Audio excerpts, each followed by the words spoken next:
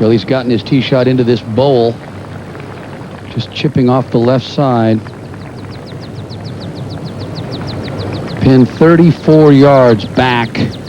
Green's only about 38 yards deep.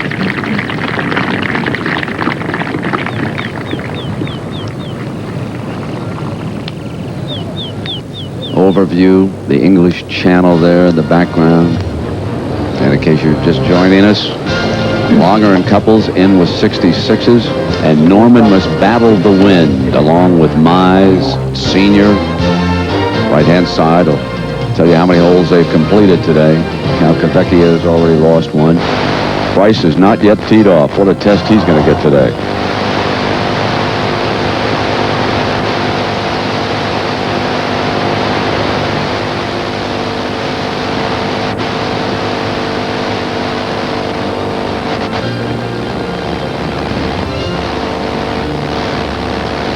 Azinger's one over for the day. Christy O'Connor at even par. All these fellows make the cut. The early projection is +3.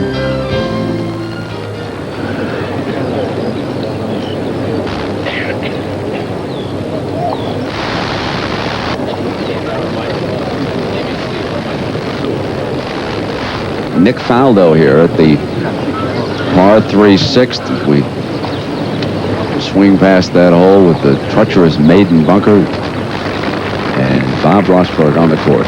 He's played the first 5 holes about as well as you can ask a man to play. He birdied 1, knocked it real close, had a nice putt at 2 for birdie, nice putt at 3, put it on the 4th green, and then just put it real close at 5 and made it for a birdie. So it's 200 for the day. 149 yards.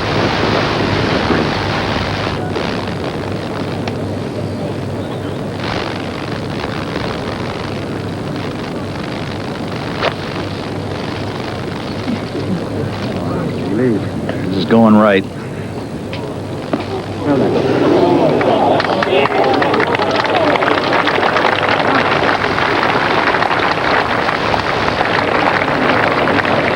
That's where some of the unique designs that we see over in England, in Scotland and Ireland will help you.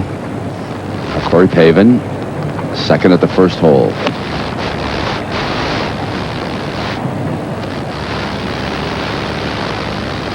Corey's got a great opportunity this week.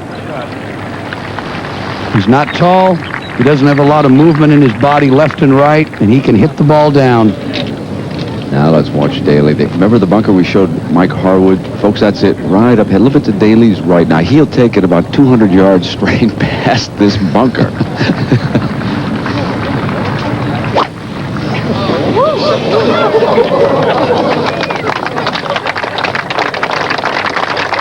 There's Harwood's bunker in the bottom left of your screen. And those... Find the ball. Just keep going. Keep going. There it is. Right by the red dot. At 6, Mark Calcavecchia. He made a bogey at the 3rd hole. Aside from that, he's played very well. Fanny Sunnison, Nick Faldo's caddy, saddles up. Bernhard Langer, the Masters champion. Can he double up with the win, the British Open? He's the leader after firing a fine 66. Now, Ian Woosnam, right over that bunker.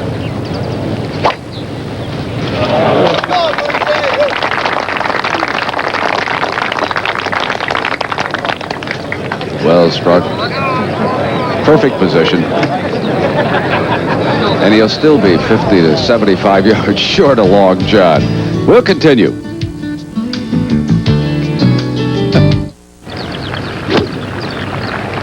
Well, we're back, and we want to join our colleagues at the BBC. Alex Hay and Bruce Critchley are at the microphone. Clive Clark on course, so let's join them. 216 yards. 5 on.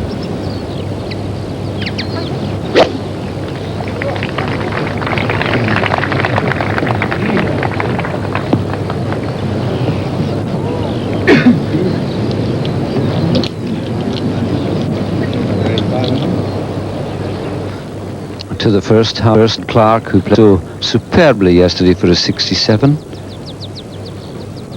And what a pity. It turned after it, past the hole. Clark finishes off, par 4.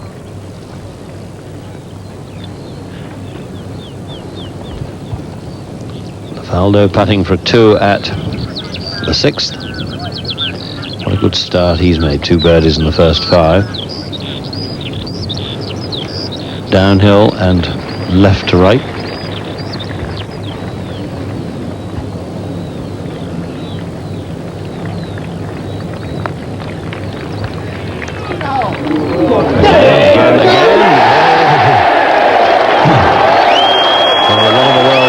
Say that if Faldo's playing and not putting well, anyone can win the championship, but if he's playing and putting, and his putting's on song, who's going to come second?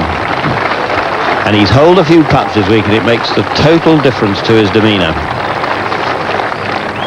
Makes difference to anybody's demeanour if you knock a few putts in. Ian Pyman at the 11th. Out from 33, par to 10. Oh dear, he says. Let's see what he means. There's a wee hollow there that'll grab it. There it goes. Yes. He's trying to counteract a strong tailwind by bringing it in from the short end, but unfortunately you'd have to be a bit right to try that one.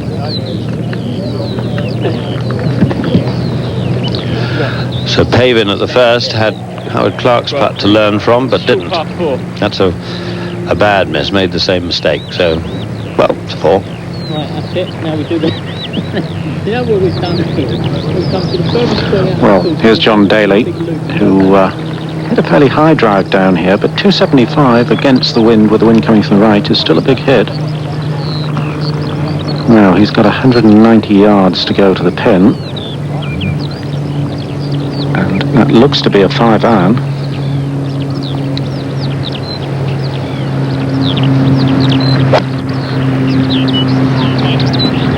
Started it out well right.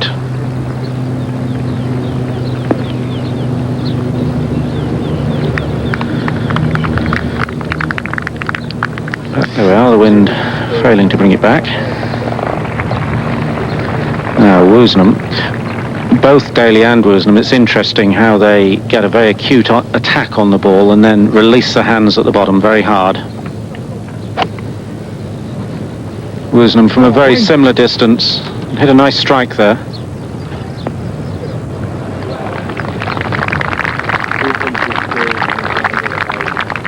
Well, this is cut down day at the British Open. Right now the computer tells us the projection is 3 over par. Langer and Couples shot 66s today. But one of the players from the United States with a solid round yesterday, a 68 for Scott Simpson. Moments ago on videotape, second shot on the par 4 first.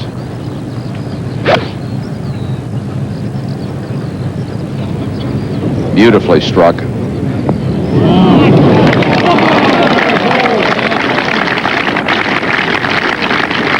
Oh, and that'll just send your confidence brimming with a shot like that on the first hole.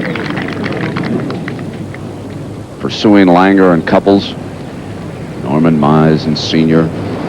5 under. Norman and Senior still on the course, as is Faldo, now starting to make a move, the defender. Now let's rejoin the BBC picture and sound.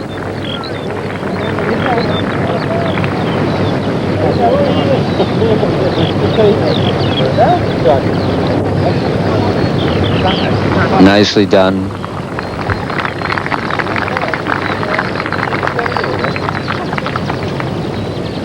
I think he'll just finish off.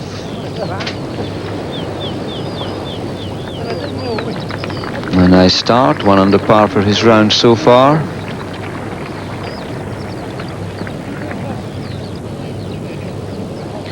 '11th again, and a very difficult shot for Ian Pyman, again coming downwind, no green to play around with. And he nearly did what was really his only chance, hit the pin. And a good shot, all things considered. Now we're back at the first green. Ian Baker Finch. Well, he had a 73 yesterday. He hasn't been, ever since he won the championship at Royal Birkdale, he has almost gone into decline. He built up to that stage in his career, and he hasn't been quite the man since. You remember him? He played the 9 holes. I think it was 28 shots. An incredible victory. Now he's missed the first green on the right, so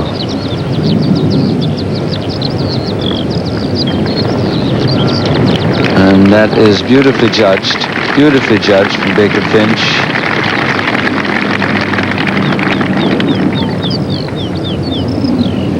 You get an idea of the bunkering here, the deep revetted faces, the layers of turf folded and pinned, and to try and keep the sand deep into the pot, stop the wind blowing it away.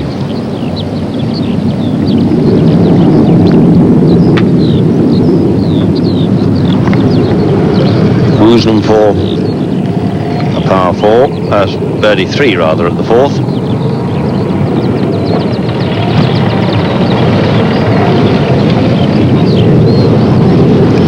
Legs, it has. What a great 3. That's only the 3rd birdie of the day at the 4th. That's like a 2-shot improvement. 2 shots on the field, almost like an eagle, that one. And an important boost for Woosnam, who's really very much on the fringe of things. At 2 over par. Fairty for a 4.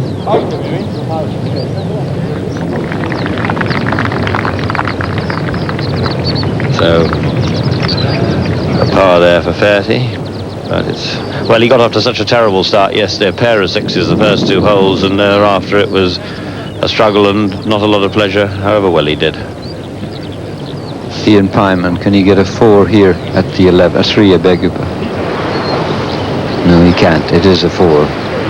So in 2 holes, he's dropped shots, difficult greens to approach. So the wind is picked up here this afternoon in the 2nd round of the British Open Championship, and Peter Jacobson right here with Jack Nicklaus. Peter? Jack, 75 today, 69 yesterday. I still think you have a chance to make the cut. Well, I think it's the wind got up awfully strong there the last 9 holes that I played, Peter, and I made some mistakes, but the last 9 holes, you know, that's the tough 9 when the wind blows, and I actually had a pretty good shape through 11 holes. I was 1 under for the tournament, and had a little sand wedge into the 12th hole, and played a pretty nice little shot, but hit right on a little downslope right by the pin and ran to the back fringe, and I 3-putted that, and then 3-putted the next hole, and drove it in the bunker at 15, and couldn't get there in 3, and made double bogey, and history, you know, that's the way it goes. I bogeyed 17 also, but it was tough coming in the last 9 or last 7 holes, but that's a little disappointing. Playing in Europe means so much to you. You've obviously won a lot of major championships over here. How do you have to change your game to play over here versus the United States? Peter, I don't think you change your game. I think if you come over here and think you have to change your game, I think you're crazy. I think you have to play different kinds of shots. But, you know, we got to where we are playing the game we've got. And I think that if you couldn't play all the shots, you wouldn't be here. So I think you just play more knockdowns, and you play a few shots. You have to get a little bit of imagination occasionally around the greens. But outside of that, I think the game of golf is golf. It's a round ball, and it's a set of clubs, and there's a hole on the green, and you try to get it in it. And how you get it there, I think you get it there your own way. In other words, I think John Daly, I played with him on Tuesday when we got here, and he kept saying, he said, "What do I have to do here?" I said, "I hit the ball so high." I said, "Well, just keep hitting it high." He says, "I just take another club." You know, I mean, John Daly doesn't have to change his game to play here. Neither does anybody else. It's I think that's too much is made over that. Well, we're almost brainwashed when the American pros come over here. We're told that we can't play the bump and run, and we can't play the high lofting shots into the greens. So we're almost at a disadvantage, I think, when we start out mentally. Well, what is a bump and run, Peter? All a bump and run is the ball doesn't stop and it runs. I mean, you're going to hit the same shot. I mean, if I'm going to hit a 5-iron to the green at 175 yards, and it's going to stop, I'll hit it at 175 yards and it stops. Now, if I know it's going to run, I'll play a 6-iron because I know the ball isn't going to stop, and it'll run 20 yards. So it lands 155 or 60 yards and runs 15. I mean, why do you have to change your game to do that? I mean, that's my point. It's a matter of judgment and understanding how you play over here, but just go ahead and play your game. Well, let's hope for some wind and rain, and let's hope you make the cut. Well, I think, I'd love to make the cut. I'd love to play. I came over here playing pretty well. I played well last week, obviously, and played a good round yesterday, and I played well through 11 holes today, and I had a little bit of a sketchy finish, but, I see a lot of other scores are high this morning. The guys are out real early. They got the break, but the wind started howling about, I suppose about noon. It really came up hard, and if it continues, then I've got a good shot. Well, good luck. Thanks, Jack. Thanks, Bill. Thanks, Jack. Wonderful shot there by Greg Norman. He's at 4 under. Jack mentioned the early starters. Langer and Couples both shot 66s. Peter Sr. making a fine move today, 2 behind Langer. Let's rejoin the BBC with Bruce Critchley and Alex Hay.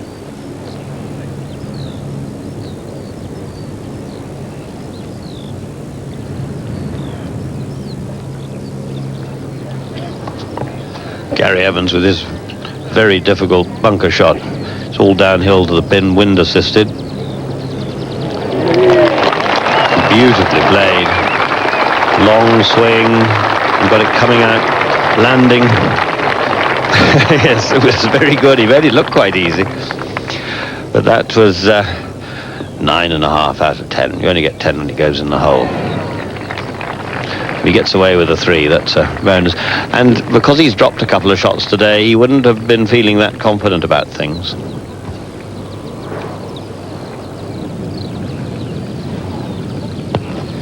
Glenn Day of America, who played so well yesterday, but has dropped 8 shots. And just look at that scorecard. Heartbreaking. Every cloud has a silver lining. A little bit of consolation, but I don't think Glenn will be with us. He probably went out this morning in anticipation of being amongst the leaders, but I don't think he'll be here for the weekend.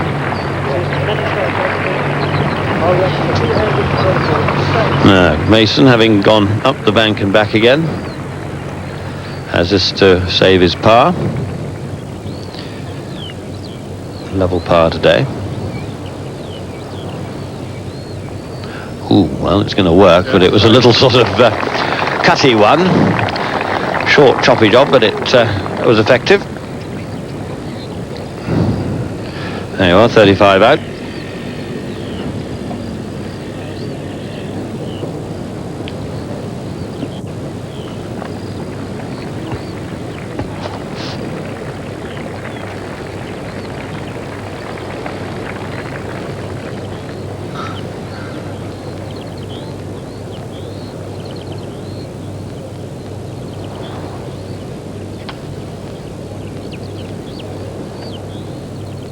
There we can see the situation where we stand here. Ernie Els, the South African, with another solid round, leaving him in contention. I suppose from an overview standpoint, the fact that Couples and Langer went out today and fired splendid 66s, and now Faldo starts to make a move, but as Jack Nicklaus told us, it's going to be very difficult coming home. Now it's Greg Norman on the 6th hole. Norman is at 4 under par. Put together 5 consecutive birdies yesterday on the back.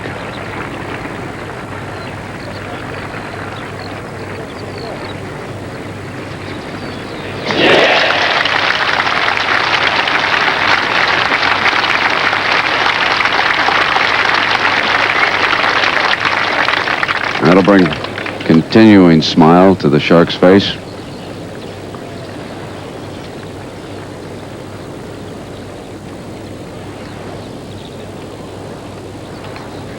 And now Evans.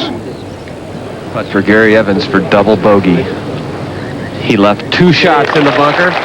Got it up and down for a 5 then.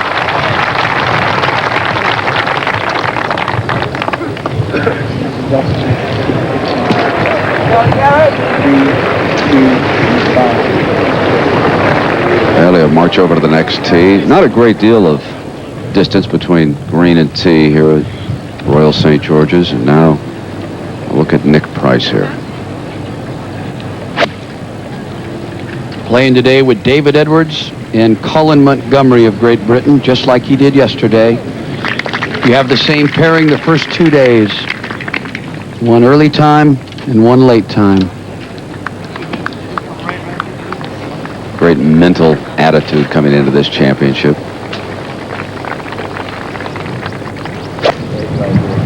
See the projected cut over the left-hand side as you go down through the fellows. Jim McGovern with a disappointing performance here at the championship, and Jack Nicklaus right on that cut line. That could change as the afternoon proceeds. That was Mark McNulty on the third. Now Larry Mize has a birdie attempt here on the 12th. The sun's starting to peek through.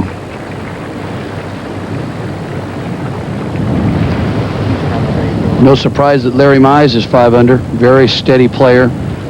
Good ball striker.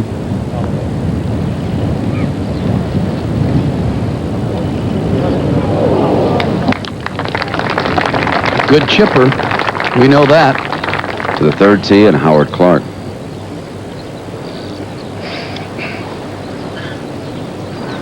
Howard Clark was the low qualifier over at nearby Prince's Golf Club.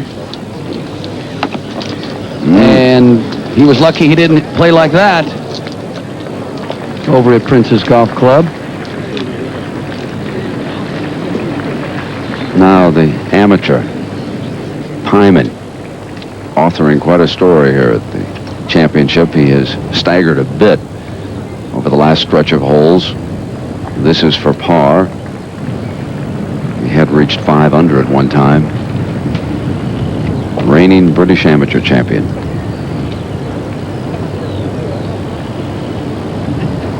Ian is paired with Gary Player. I'm sure he's getting quite an education playing with Gary.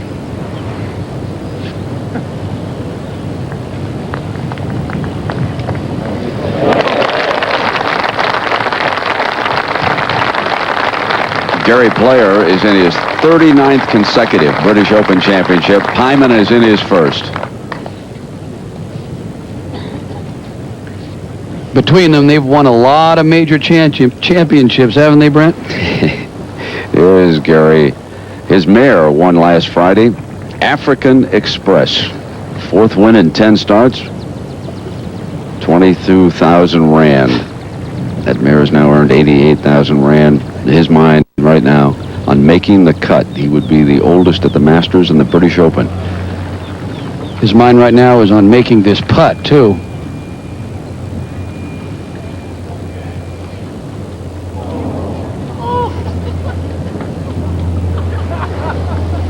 Kept himself in wonderful physical condition through the years.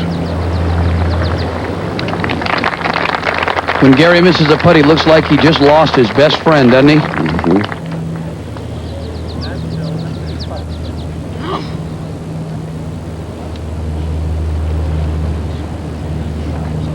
Mize in this group. This is for par.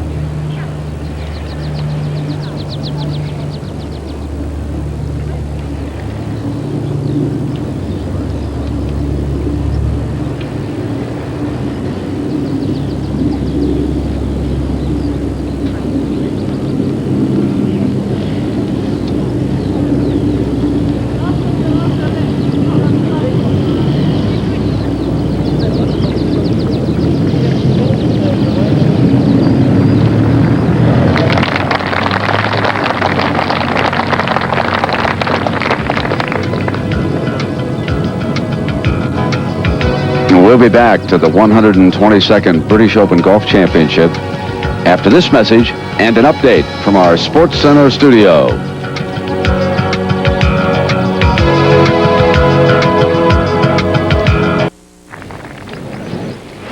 Welcome back to the British Open Championship with Peter Jacobson. I'm Brad Musburger. This is John Daly. He birdied the second hole on the tee at the par 3 6th. There's a bet on John Daly making a hole-in-one this week, 250 to 1. I think the odds just went down.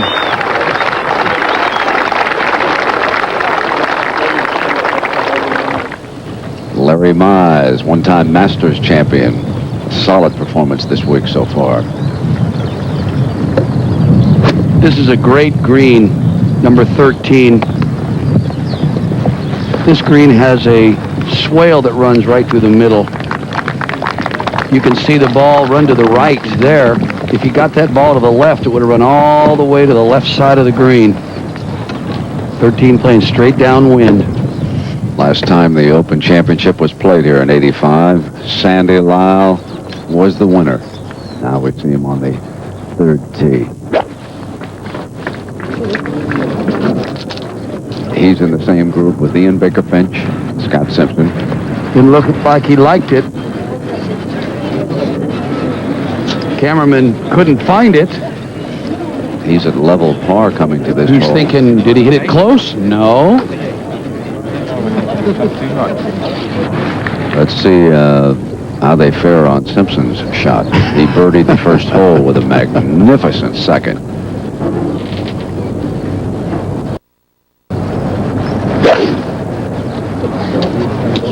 There's a good swing there. Oh, he's got it. Here it comes.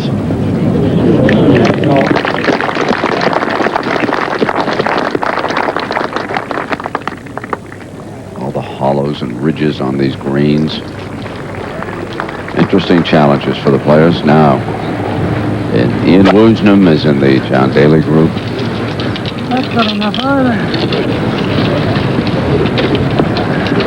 Looks like he caught that a little fat. I wonder if they're intimidated all playing with John Daly because of his length. John's a wonderful guy to play with, but boy, when you're playing first from the fairway, about 100 yards behind him off the tee, that's hard to put up with. Woozy right on that cut line too, isn't he? Projected at 3 over, which is where he stands right now. Ian Woosnam's lucky to be alive. He was in a car accident a few weeks ago. Totaled his car. He and his wife were coming home. Was he a bit woozy that night? I believe so. Don't know why. Fortunately, no one was seriously hurt in it. So I don't think at this point in his recovery from that accident, making the cut here means that much to him. He said that accident kind of opened his eyes. Well, he'll need a chauffeur for a while. His driver's license was suspended, plowed through a hedge. Now for a long birdie. Pardon the pun.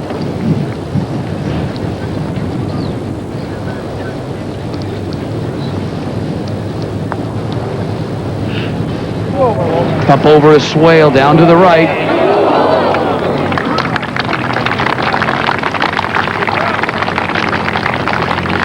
Birdie attempt here for Pyman. What a solid 2 days he's turned in.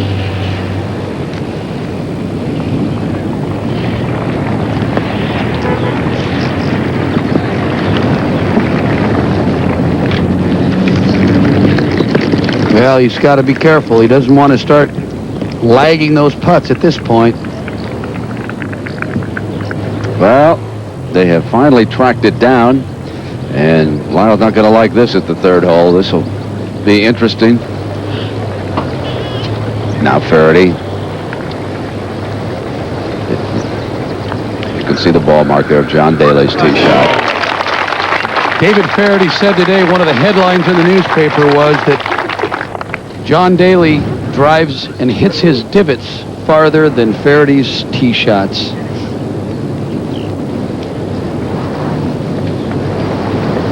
Within one of the lead if he can make this.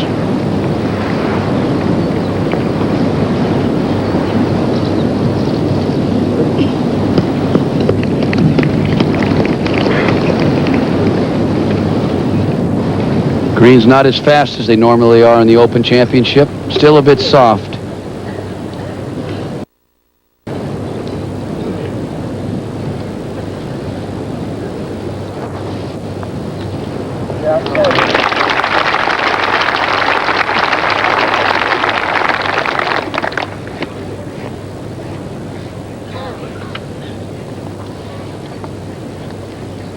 Now Daly for birdie to get it to red numbers. He's got to shorten his backswing on this shot. Yeah, he did it.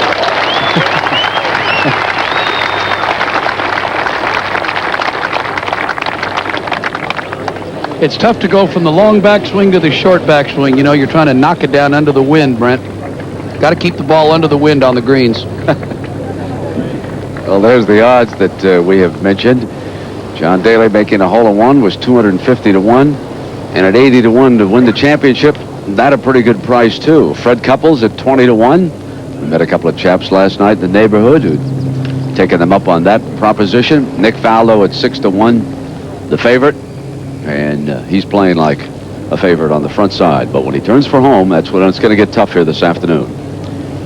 I happened to tell everybody at the pub to bet on Jimmy McGovern at 100 to 1, and Jimmy had a poor tournament. I think he finished 8 over par. Will miss the cut, and I can guarantee I'm not going back to that pub.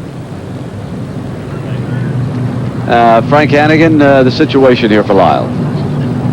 It looks to me like his ball is unplayable. He's going to take a one-stroke penalty, and he's measuring 2 clublets.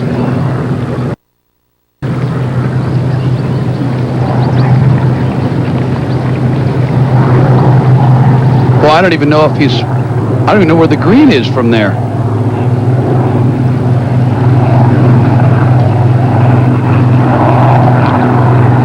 Almost looks like they're at a burial. That's a par for Mize.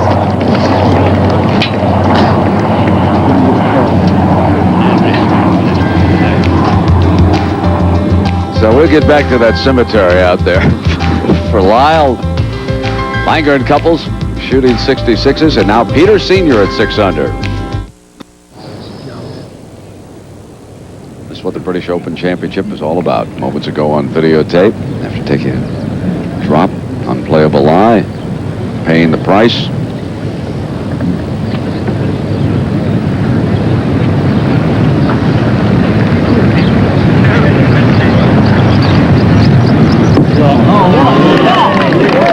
Wonderful shot.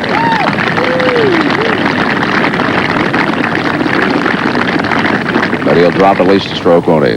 Now on the 14th, Gary Player. Out of bounds down the right side. So they favor the left, and you can see he's pointing in that direction. Right on the other side of that out-of-bounds stake is the Princess Golf Club.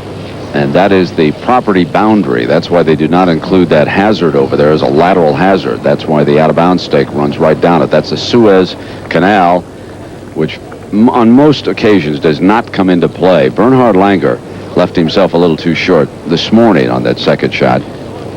Yeah, I want to just show you one thing here. You can see the red line. That is not the property line. The property line is actually the right side of the fairway, which is the green that you see there, short of the Suez Canal. That's why you see the white stakes that run down the right side of the fairway. That graphic's a little misleading.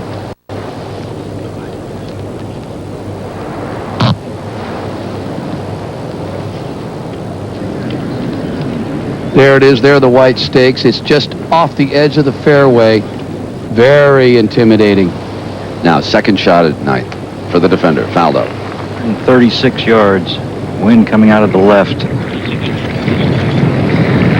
The wind is staying pretty steady. Getting a little chilly, though. Faldo's played a remarkable round. Had a 2-putt birdie at 7. Just has played beautifully. Birdied 3 of the last 4 holes.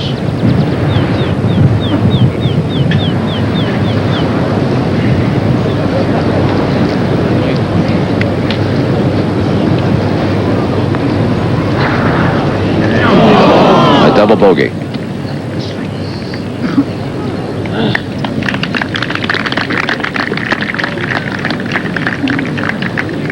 If you could stay away from the big numbers, you'll be all right. But double bogeys, you just don't want them.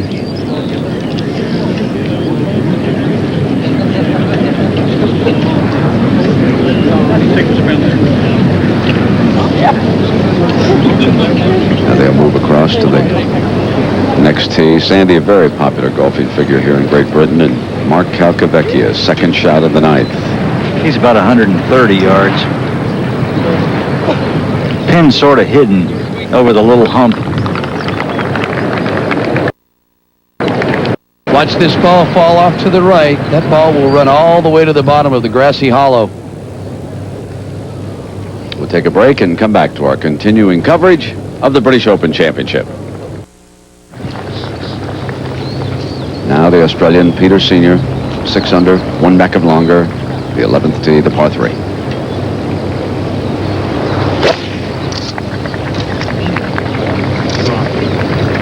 Powerful upper body. And playing splendidly. Started the day at 4 under.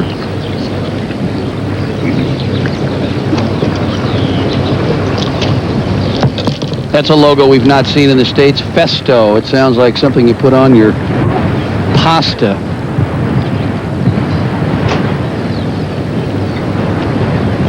Ninth hole, and here's Faldo concentrating. He birdied 5, 6, and 7. Just rock solid today. He's putted well, too. He did miss a makeable putt at 3, but he's really putted well. Seems to have the speed well in hand.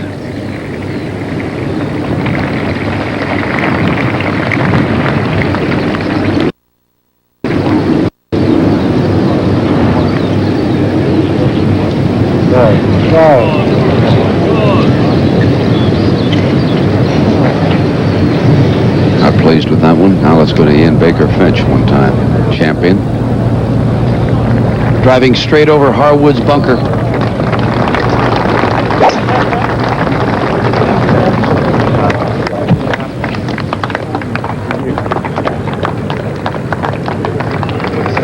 When Baker Finch won the Open Championship a few years ago, boy, he was a machine. He drove it like that, hit his irons within 10 feet, and just was unbelievable. Now let's go to Steve Elkington, Rossi. He's putting for a birdie. Played a beautiful shot in there from the left-hand side of the fairway. Really didn't have much of an angle, but played a wonderful shot. Got a good round going.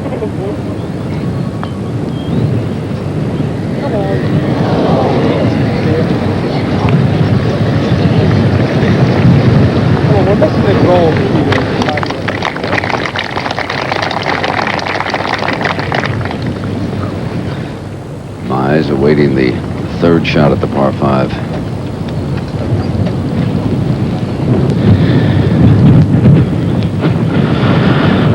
Larry Mize has about 125 yards this 14th hole, playing right into the wind today.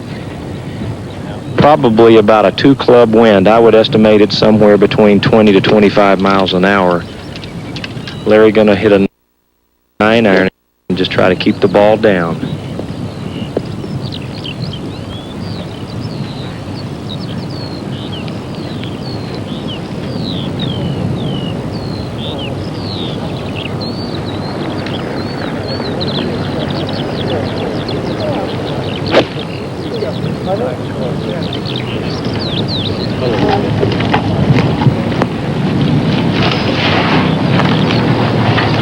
Just left of the flagstick.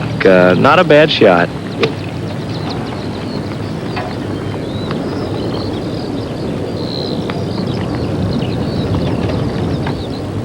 Scott Simpson just avoided that bunker at the 4th.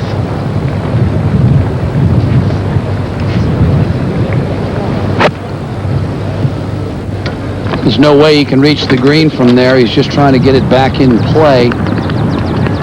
You can see the pin on the 4th, on the shelf to the right. So Nick Faldo finishes the front 9. He's 2 off the lead.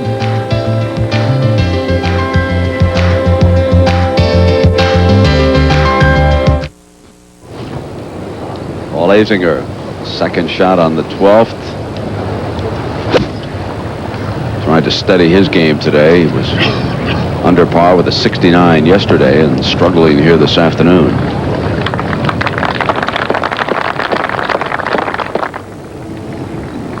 Now let's go back to Mize on the 14th, Jerry. right now, Gary Player, who's playing with Mize, is assessing his putt here for a par. Gary drove it in the rough and had to pitch out. We're seeing a lot of players this week on 14 driving it way left because that out of bounds is such a penalty to the right. Putting uphill slightly from about 35 feet. You know, these greens really are not that fast, so when you're into the wind, you really have to wrap them.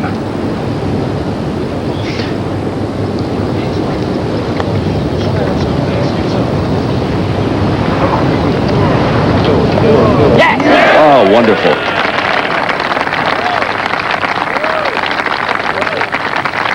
That was well wrapped. Nice putt, laddie.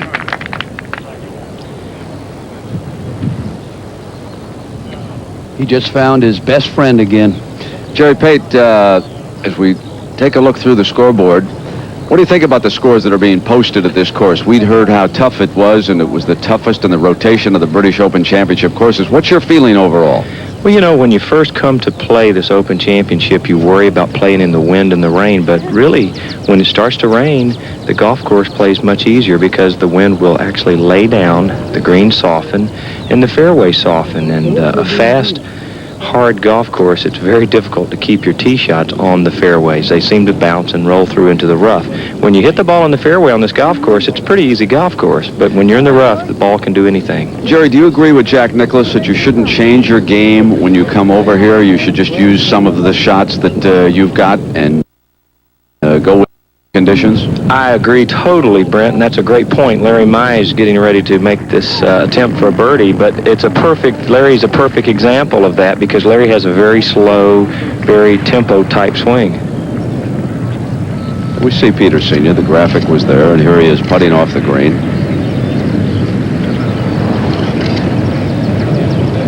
Back to 14. But to finish my point about Larry Mize, I think it took Larry a few years to realize, look at this guy, he can really roll it. But it took him a few years to realize he did not have to change his trajectory of his shot and his swing. He just has to keep playing within himself and play his game. Don't try to play someone else's game. You know, the year that Sandy Lyle won this championship on this course, Jerry Pate wound up at 289. Or I should say back in 81 when Bill Rogers was the winner. I want to give Rogers credit. And Jerry Pate with a very solid performance here. Now we take a look at our amateur. He started playing as a result of waiting for his mother to finish playing in local golf tournaments. And here's the young man out of Yorkshire. Well, this kid can really play, and I was very impressed with his start today. He had it as many as 5 under par, but then a couple bogeys on 9 and 11.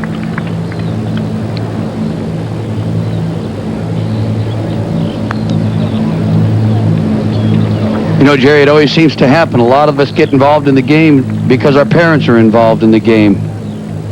Well, I would certainly credit my father, and I know your father was a great instructor for you, Peter.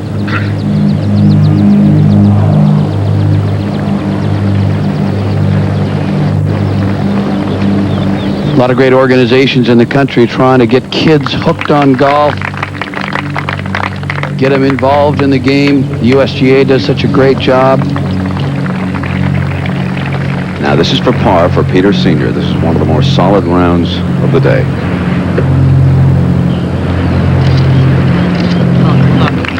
Amazing putting style, isn't it? Right off of his chin. What?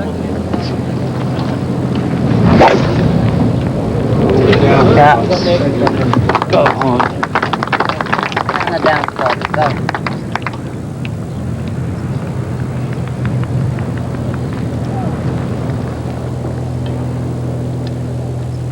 See the crowds streaming around this course and how different it is with all the mounds and the bumps. You never know where your tee shot in particular might land here.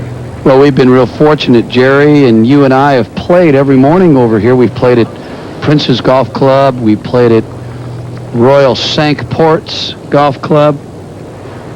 And we have found the rough to be very difficult. Here's Larry Mize, 3 under for the day. 15th hole, playing slightly downwind, right to left.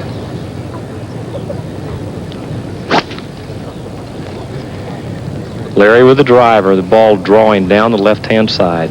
Should be perfect. Yeah, great, man. Oh, still going. So, Larry. You know, you're completely at the mercy of the ground. Larry was watching that ball very intently because that very easily could have bounced to the left and run into some pot bunker. You see the pot bunkers on the left and the right. In architectural terms, those are called shoulder bunkers. They're equidistant off the tee. You see the cross bunkers in front of the green that must be carried on the second shot. It's downwind there today, so they've got to be careful. A lot of balls running over the green. This is the 9th hole. This is Norman's second. 131 yards for Greg.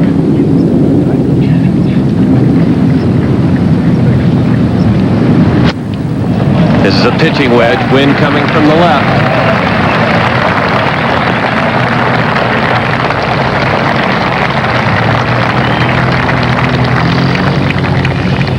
That's one of the few balls we've seen stop on the green.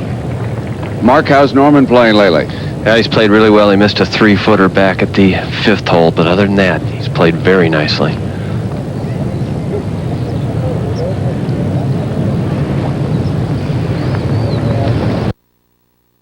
Now at the 4th, Nick Price. Make a lot of people happy to see him win this championship. I think he's been second a couple of times, and he said perhaps he was not ready emotionally for that win. He's just rock solid right now. He got very fortunate at number 4. Didn't hit a good tee shot. The ball just carried over the treacherous bunkers that we've seen.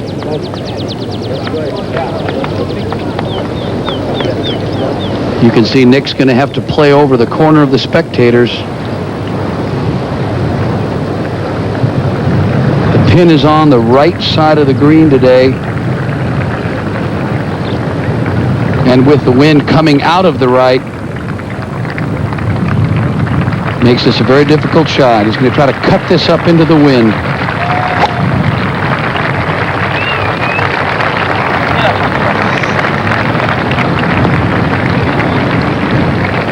Well, your guess is as good as mine.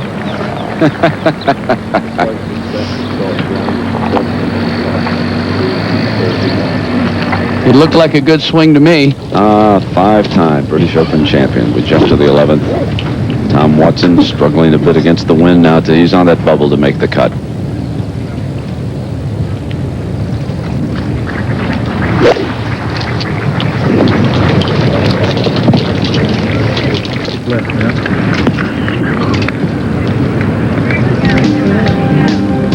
Well, it's cut down today. It's a struggle time for Tom Watson and Jack Nicklaus.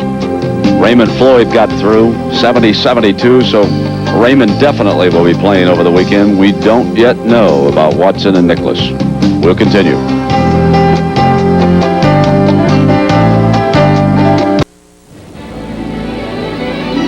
Royal St. George's, about 15 miles away from here. We're enjoying the comforts of home, staying with a family here in the English countryside.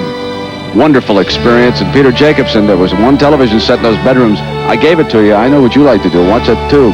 Well, love to see the special programming we've got over in England. Now, these are some of the programs that we have missed yesterday and today while we've been on BBC One. We had a great program, A Day in the Life of a Forest Pond. BBC Two, Jeffrey Smith's World of Flowers. Channel 4, the Parliament program. And on one of the newest channels here in England, the Meridian Channel, The Wail of the Banshee. Sorry I had a chance to not see those programs. Speaking of wailing, Mize doing the job here in the second round. 183 downwind with a 6-iron. Got to keep it left of this pin and let it bounce back. And that was played very well by Larry. Don't want to miss this green to the right. Big slope left to the flagstick. It'll bring it back down towards the hole.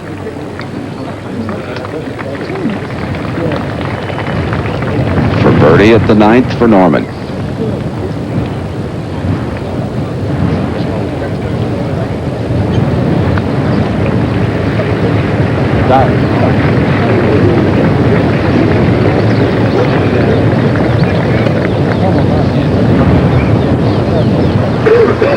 Peter Sr., second shot at the 12th.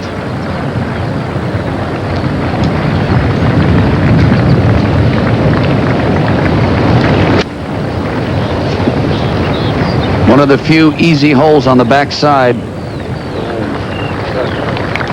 If they're going to get a birdie on the backside, it better be here, because as they turn for home, par is going to be good. 66s fired earlier today, in case you just joined us. Langer and Couples. Couples with a 66, and he bogeyed 17 and 18. Had a chance to go with that 64 that Christy O'Connor established back in 85, which is the course record here. On 16, he had a makeable birdie that got away from him, and then the wind started kicking up a little bit. Made 17 and 18 difficult.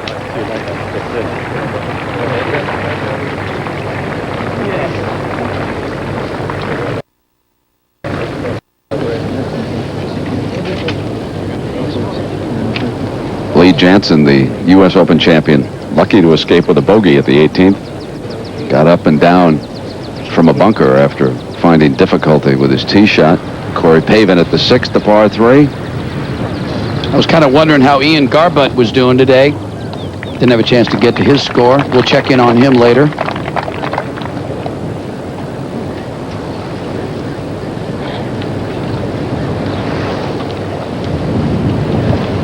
Now at 12, Duffy Waldorf for birdie. He's dropped one today.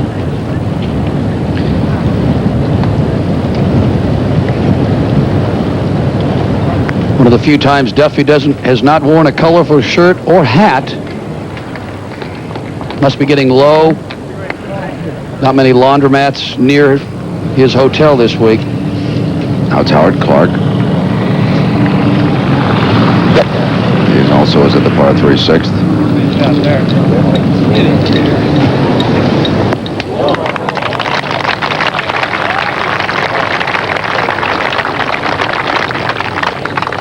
Keep her into the left, fellas. Keep her into the left, yeah. You can see 15, and this is Hyman's third. Rolling it up from off the green, up out of the hollow. Very nicely done there.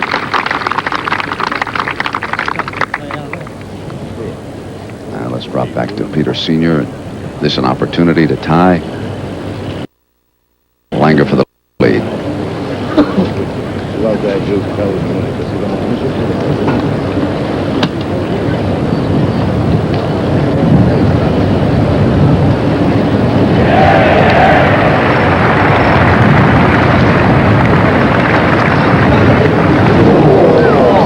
Only two players I know of that use that method, Peter Sr. and Sam Torrance of Scotland.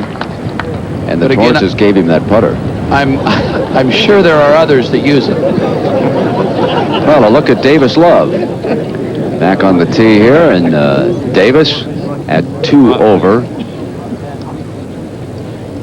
And birdied the 9th.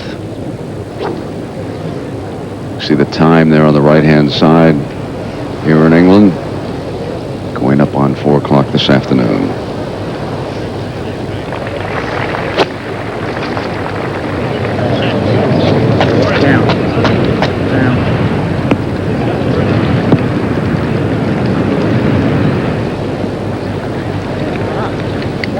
Again, we don't know where that went. Now Azinger, birdie opportunity at 13.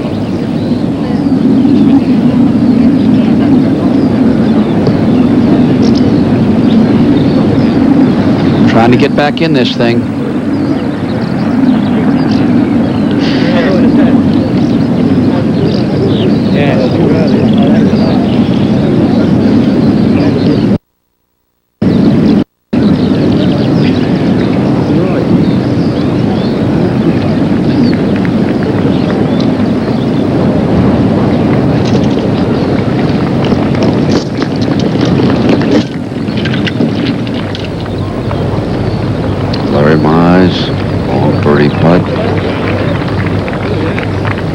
him into a tie with Langer, too.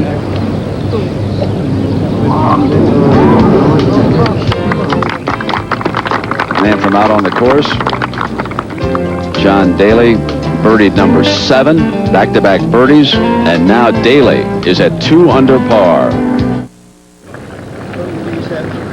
Howard Clark for birdie at the 6th, par 3. Ho, listen to this, Peter.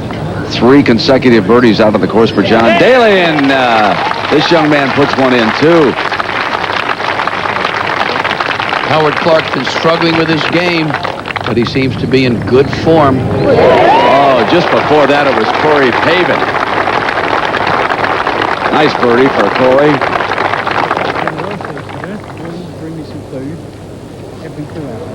Now, John Daly will move back into camera view here in a couple of holes. That's where the BBC coverage picks back up. Meanwhile, we go back to Larry Mize, who's only 1 off the lead. So, a couple fellas with golden opportunities here this afternoon. Well, the 16th hole today, playing 167 yards directly into the wind. Larry with a 5-iron, and once again, this is a very typical shot you have over here. A lot of wind facing you, but you just need to make a good swing. Hit the ball solid. It'll go right through the wind. Jerry, we're taking a look at the 16th hole. You see the 3 cross bunkers in front that you must carry. Only some 150 yards to carry them. Then that ball kicks onto the green.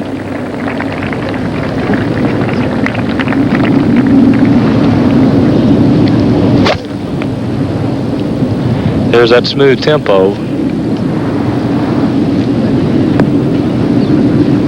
Looks like your tempo, Jerry. Nice and smooth.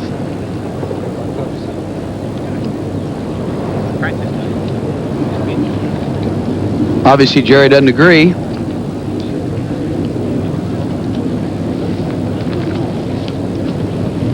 Look at the overall situation with Senior and Mize still on the course. Couples trailing Langer by a stroke. Ernie Els in at 3 under, and there's the board reflecting John Daly's 3 straight birdies. Tom Pertzer, who was struggling a bit with his game, is working hard on the range. First couple of days this week, playing solidly.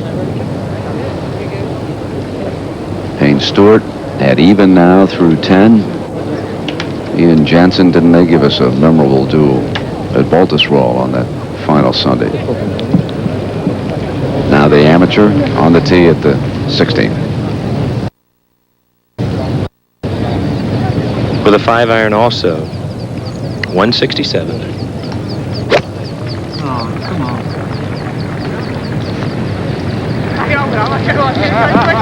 Just not a good swing at all. He came right out of that shot.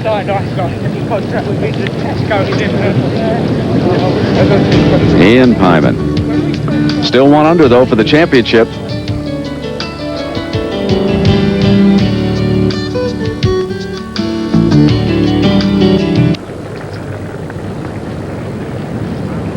Now Davis Love.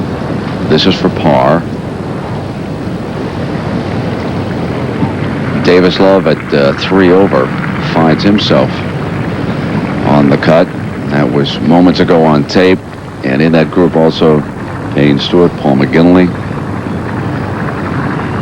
This is for par.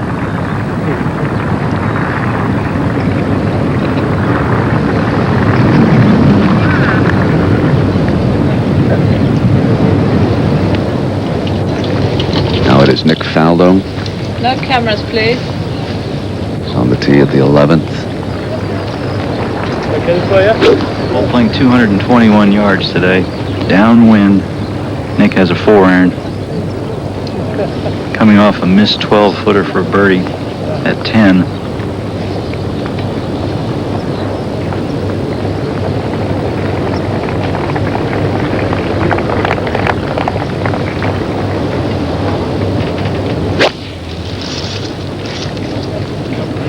This is quite a bit to the right here.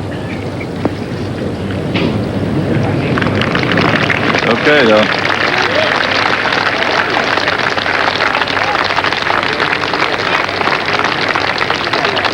Well, one of the things that Nick Faldo works on a lot with David Ledbetter are the knee positions. Watch as he takes the backswing. I'm going to leave the dots there. He tries not to move his knees at all.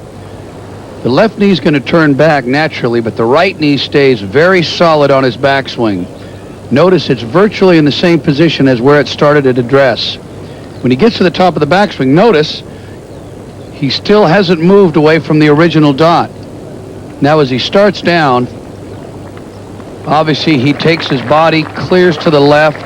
But one thing I like here is look how straight he is on his left leg.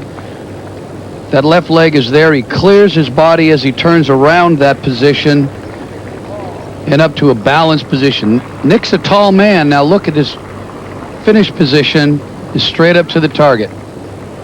Now Mark Calcavecchia there.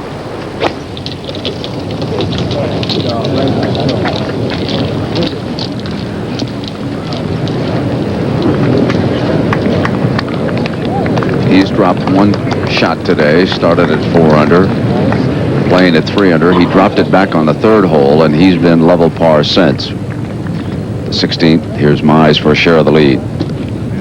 Big breaking putt left to right.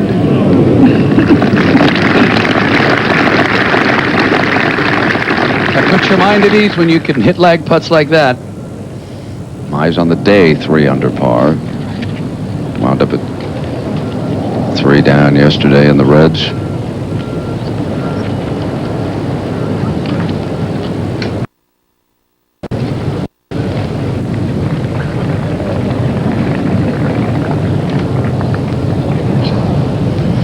Peter, when Gil Morgan's caddy came up here to speak with you, how many golf balls did he say Gil had used the first couple of days? Gil Morgan used 3 golf balls for 36 holes of golf. What would you average? I would use about 5 or 6 a day. That's Pyman. That's a par for the British amateur champion. That goes to show you how good Gil Morgan hits the ball.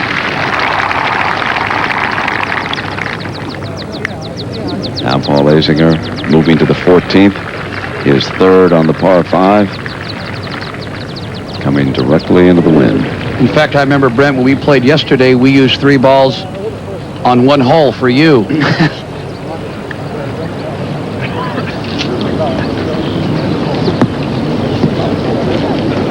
Yeah, I want to thank your friends at Titleist, whom I met the other day. Now, for a share of the lead, Peter Sr., Bernhard Langer at 7 under after shooting a 66 this morning.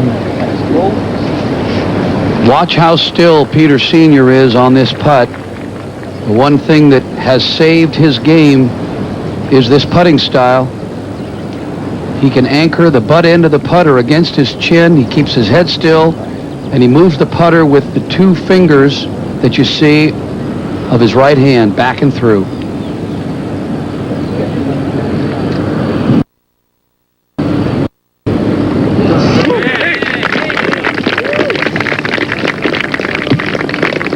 So Peter Sr. tied with the German, Bernhard Langer, the Masters champion, trying to win the British Open. This tee shot for Senior, that out of bounds, threatening him there on the right.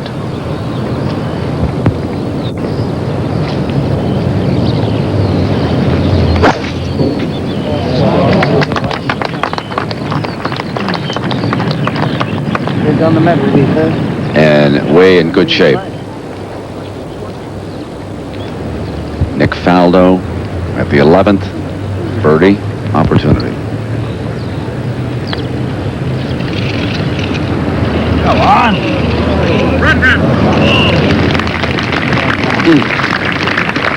Well, it's that time of day when we like to check in with our man about Merry England here, and Jack Whitaker for his observations. You're looking very good, sir. Well, thank you, Brent. So are you, and so is this golf tournament.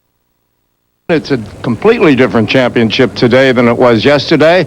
Two boys early this morning with the best of the weather threatened a new course record here, but bogeys at 17 and 18 may have let a lot of people in on the cut. The cut is the story here, and it is in control now of the people out on the course. Nick Faldo with a brilliant 4-under on the front nine.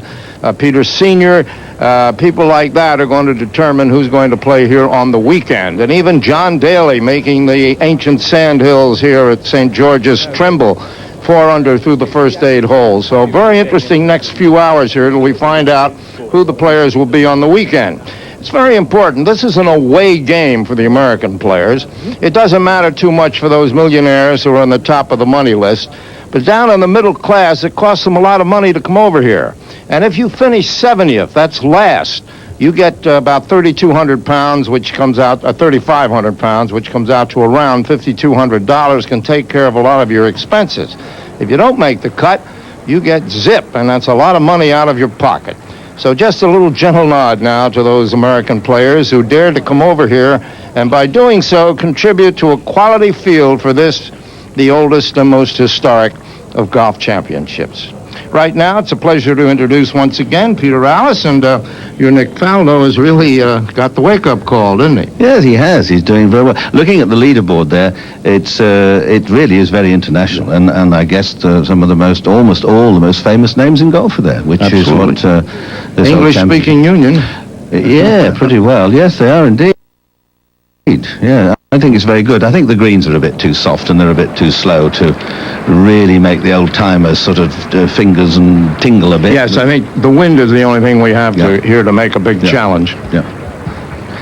Nick, here we are watching Greg Norman. He's going along. You never know with him, though, do you?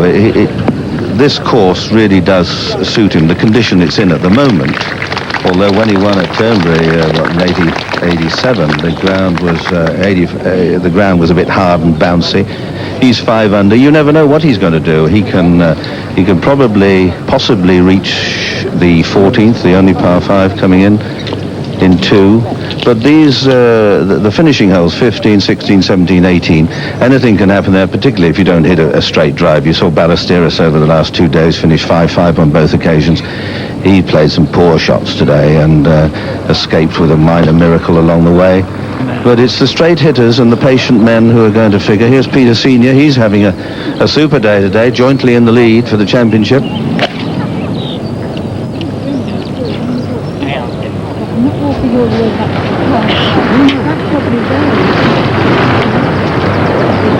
It's been a funny sort of day for light. Have you noticed that, how the clouds have come over and the steely sort of battleship grey clouds have come in and the sun comes out, and it's difficult on times. It's just times to pick where you are. Tom Pertzer.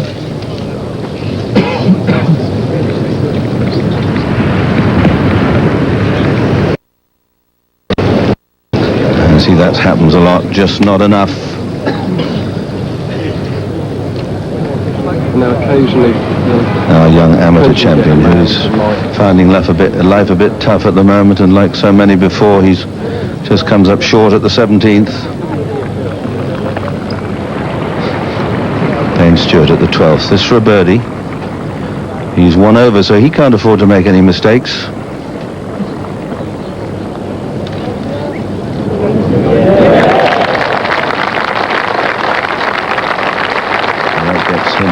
Level par. As Jack was saying, it all depends if someone gets lower than 7-under. Here's Larry Mize. He might do it. He's about finish. He's about 200 yards, playing right into the wind.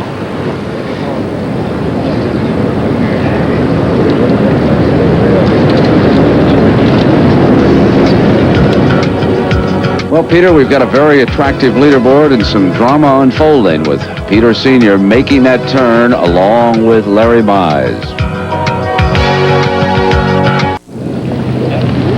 14th hole, Peter Sr. Joint championship leader.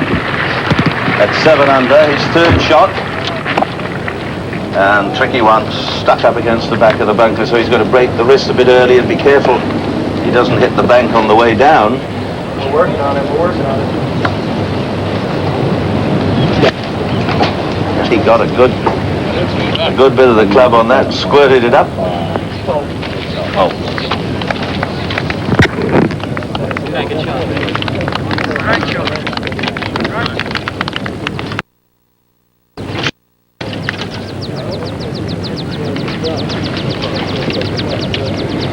Terry, is there an update on the on-course commentators?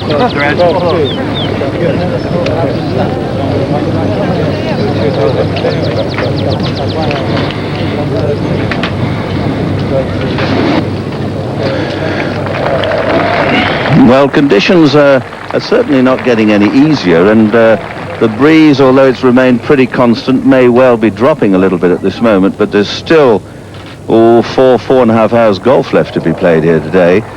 Bernhard Langer was out this morning setting that pace at 7 under, and Fred Couples too. They had a good break, but some of these players, if they can just get on the greens in the right numbers and hole a putt or two, could well determine how many players compete for the 36 holes on Saturday and Sunday. Now we'll go to the 17th hole, and Larry Mize, his third shot. He has a really difficult lie. The ball is actually on a downslope, and he's some 6 to 7 feet below the putting surface. The green is going away from him, and the wind is helping it. Be very difficult to stop it.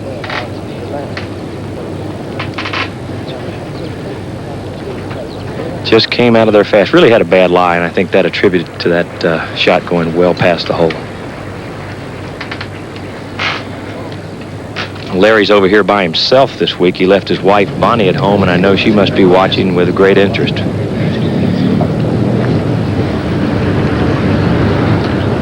Peter Senior at the 14th.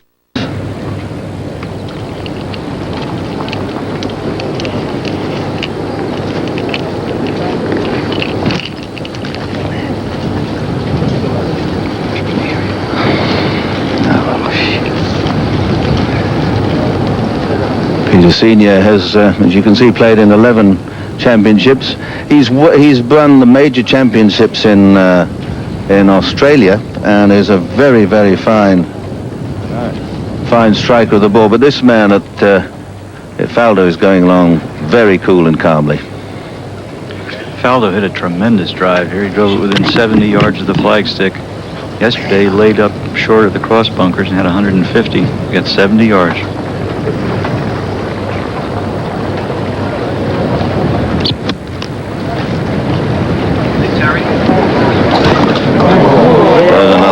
Shot, and perhaps a little unfortunate not to just get a little run forward to the hole. The 11th, Greg Norman for a birdie. Greg stepping away, hearing the applause up ahead.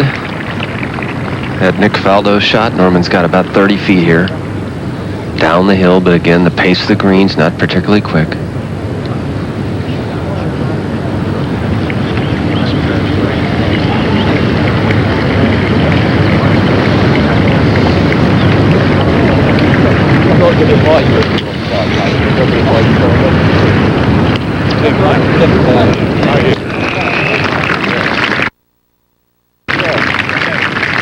The greens must look very strange to many of you viewing at home because of the colours of them as Mize putts across. It looks good. Has he done it? Just ran out of steam. The green's no quicker really than medium. Of course, downhill with the wind behind, they might run a bit faster, but these are as slow a championship greens as anyone would wish to find. The surfaces aren't too bad. There's lots of different grasses in them. 13th now, Payne Stewart, second shot. Oh well. It's giving a cheery wave, just moving some of the spectators ahead, just letting them clear the decks or something going on. And he's got a simple looking shot in. He's letting Tom Watson go. And the game ahead walk through behind the green. That's off the 14th tee. It's right in the far corner of the course down by the Prince's Clubhouse. And the three courses here, Prince's, St George's and St Port's at Deal, they're almost run together. You can't quite play from one to t'other, but almost. Payne Stewart, who's Well, his best finish you could see was in 85. That's 8 years ago. And he's got to play some good shots to make absolutely certain of being here for the weekend.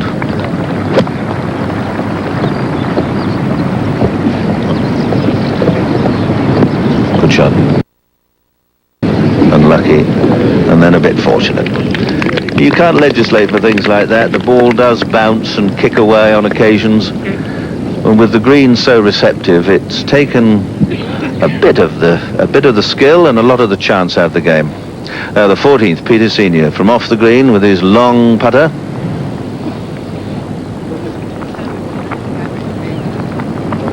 It's amazing how he pushes that right hand through and sort of lifts himself up as he strikes the putt, but he does it very well. He's always been a good hitter, but not a very good and consistent putter. But there he is, tied for the lead in the championship. Norman, Faldo, Mize. Well, Mize coming to the end of his round. And wherever the camera points, we're looking at really class players from around the world.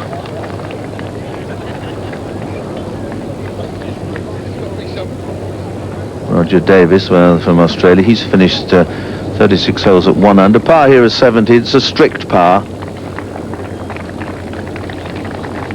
made by wind conditions, of course, and so far the players have been relatively fortunate. The wind's blown the same way and at about the same speed. Now Faldo at the 12th to go 6 under.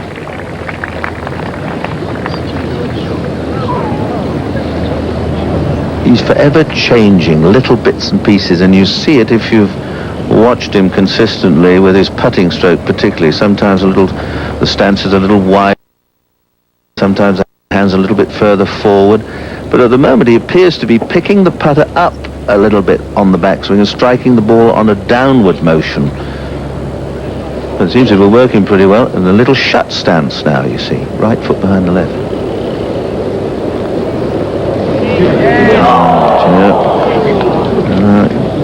Never really looked as if it was running at the hole. Bit of an edgy one, that. Not like Faldo, but safe par, but a chance missed. 15th now, Peter Senior's tee shot.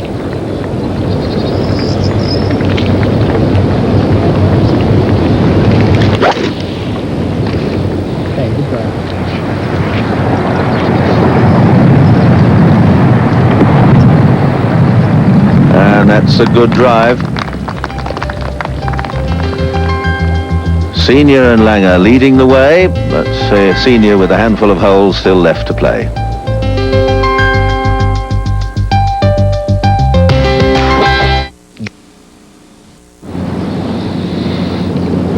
Just in time to see Payne Stewart at the 13th. He's even par, this to go 1 under.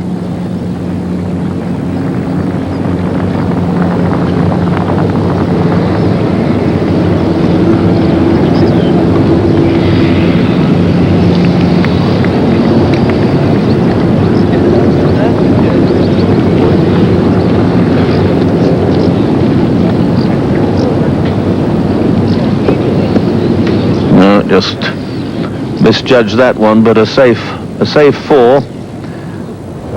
Now the 18th tee, Larry Mize.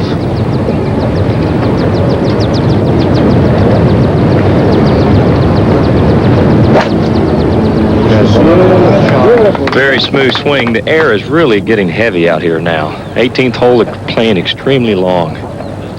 Little mist in the air. Yes, there was a threat of, possible threat of some thunder. No lightning, but it is getting a little bit, as you say, Jerry, heavy and misty and very humid.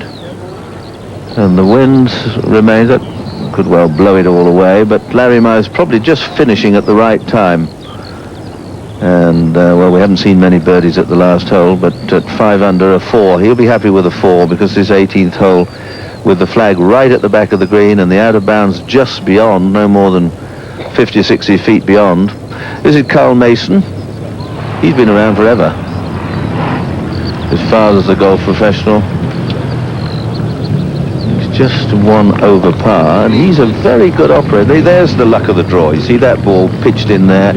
Many have stopped, but he just caught the wrong part of the green, just shot it forward. Now he could very easily take 3 from there. Now Peter Senior. Hard hole this 15th, although the wind may have just moved a fraction. Those 3 big bunkers in front and the shelf right in front of the green, so you must be up, but if you're too bold, you do what Mason did and go through.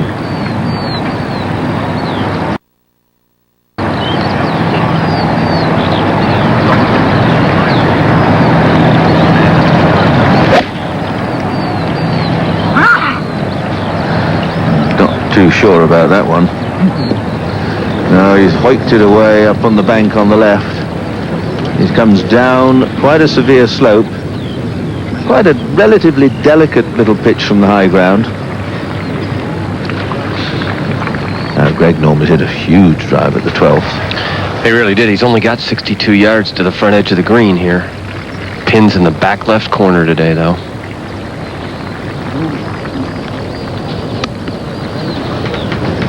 This green very firm, but he's going to try and fly it all the way back there. Well, not only did he stop it, Mark, he pulled it back an inch or two. Mize now, second at the 18th. That's from 236. Larry with a 1-iron. Really an interesting play. I don't know if he just trying to play it up there somewhere and play for 4, and obviously playing it out left of the green. That's what he has in mind. Well, he's just in the little hollow. He's not got the easiest of chip shots from there. In fact, he's got a very awkward shot. We've seen lots of bogeys on 17 and 18, and 4 is a good score here on the 18th hole. Davis Love at the 13th. He's 2 over. Doesn't want to miss any more. Like that. Now he's got to keep his temper now. He's got to keep his rhythm, and he's based 3 over. That will probably be the qualifying score, but 1 less would be better as we look back up the 13th. To find Nick Faldo. Nick is 160 yards from the hole, laid up off the tee. Wind almost directly behind him, maybe a little from the left. Flagstick cut up in the right-hand side. I would think maybe a good 8-iron here. Get it up in the air.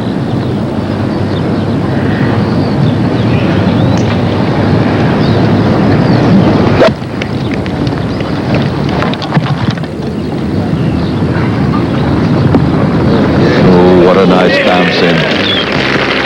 And you saw how that ball stopped very quickly. That's not what they're supposed to do here at the seaside, but Faldo playing well and looking cool and calm.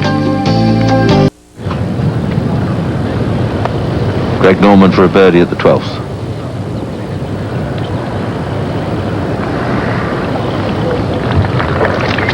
All the way.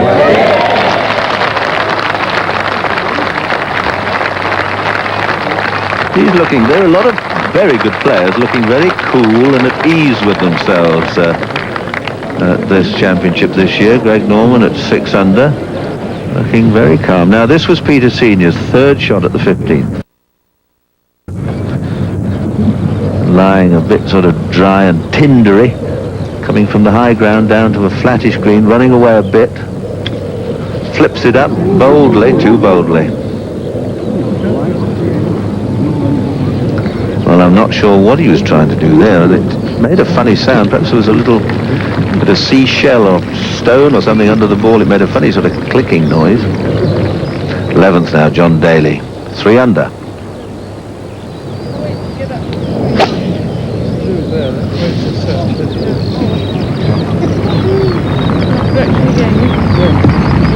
I think he boldly goes where no man has gone before. I think he's carried everything. Just a flick of the wrist with a sort of 7-iron, only 200 yards, a 7-iron, just a wee flick of the wrist. Must be the muscles. Peter Senior looks as if he's going to drop one here. Now here you'll see how his right hand is pushed through, and his whole body, almost like a pendulum of a clock, it sort of lifts up as the putter head strikes the ball.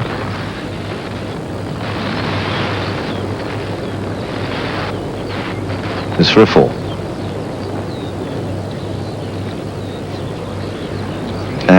well, that would have been some 4. But it wasn't to be, but he's holed a few good ones today. So you've got to look at it rationally and keep things in balance. Senior is doing very well, all right, so he's not tied for the lead at the moment, but with 3 holes left to play, he's doing very well. Looking down at the 18th, Larry Mize. Now, he's decided to putt it. Now, this is a very risky because he's got to go right along the edge of almost like a little cliff. Peter, and if he doesn't hit it hard enough, he can wander away there, Jerry. If he can get this putt within 6 feet, he's done remarkably well. This is not where you want it with that location. Up the hill on a hogback.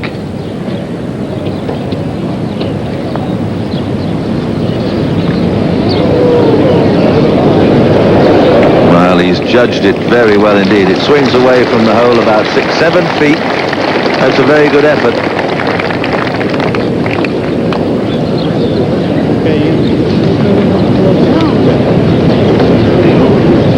And the wind, looks from the look of the flags around the 18th green, it's just freshened, perhaps just a touch.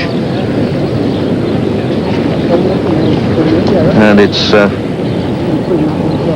coming up to 4:30 here in the UK, and the last players have only just gone out. One of them from the United States, Bill Malley, Gary Orr, a young player, watch out for him. He's a young Scotsman who is someone to the future. Now Faldo for a 3 at the 13th.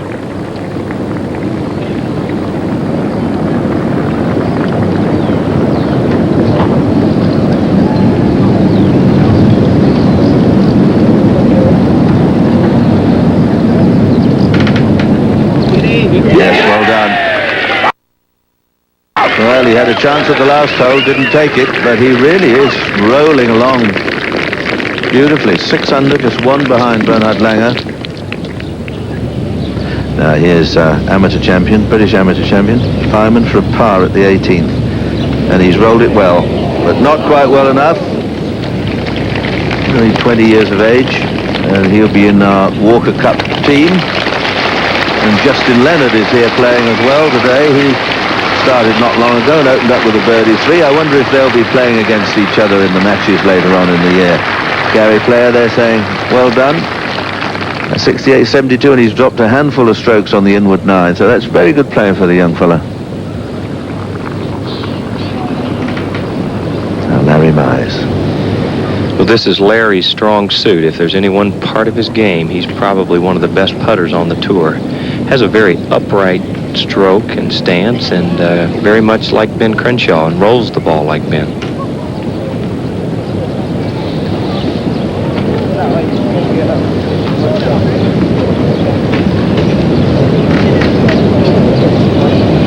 I think with the greens as slow as they are, it's taken quite a bit of the slopes out of it and the little borrows.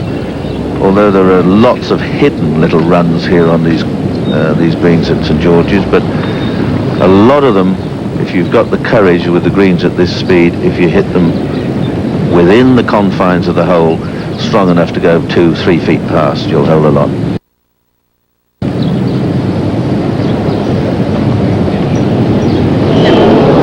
He putted outside. If he kept that inside, he can't believe it. Goes and has another look, but it won't change things, and another player has come along and dropped a stroke at this final hole.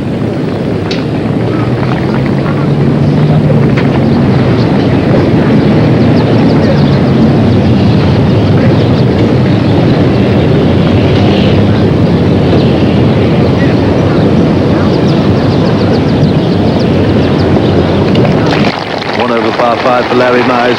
Pity that, because it was a nice round of golf indeed. A 69, broken par both times, 136, 4 under, in good shape. Now, Faldo at the 14th with an iron. Wind blowing very hard now, Peter. Hard as it's blown all day. This is sort of a duck hook here. This is the first fairways missed all day. I think some of these players, I know Bernard Langer used an iron off, they're playing for a 5. Now here's the senior, the 16th. Now 6 under, a whole handful of players at 6 under now. One behind Langer, and that's in trouble. In the bunker, and very close to the lip, so it'll be quite awkward to judge his shot from the sand. But Langer leads the way.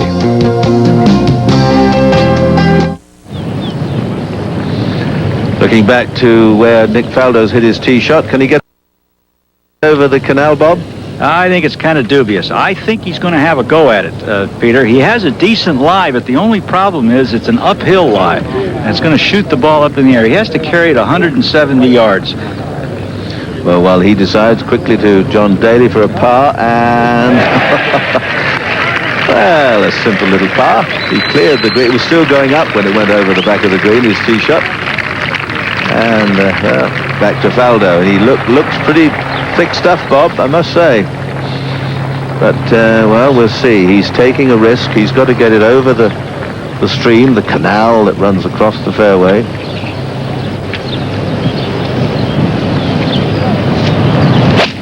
Oh, no, don't do this to me. God! Well, there you are. It can do it to you, and it'll continue to do it to you, but you've missed the water, and you can get on for 3 with a bit of luck. Now, he pulled his tee shot. See the 200-yard marker just beyond that, probably to the left. You can see where the little stream, the river, runs across the fairway, the canal, and he's up short of that first bunker on the left up by the green. Now, earlier we had a look at Peter Senior playing out of the bunker at the 16th. Coming out pretty well, but again, these last few holes beginning to take toll on the players. It's all a bit of a struggle as they turn into the wind at 17 and 18, across and against to the live action. Senior with a 10-footer or so for his par to stay jointly in second place with Norman, Faldo and Couples.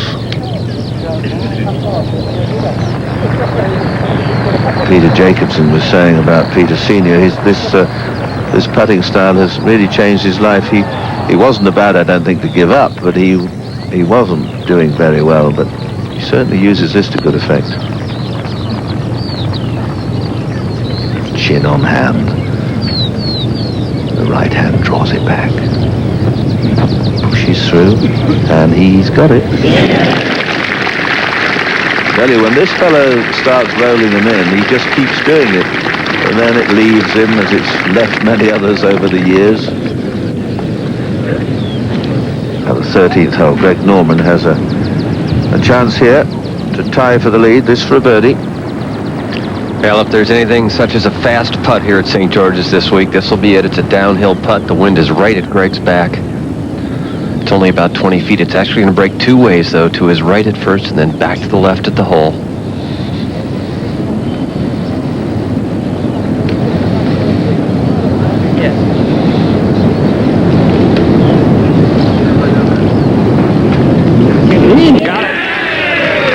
Everybody's rolling them in. Oh, that's good. It's nice to have a good-looking leaderboard going into the 3rd round. And there it is. Everyone a famous name.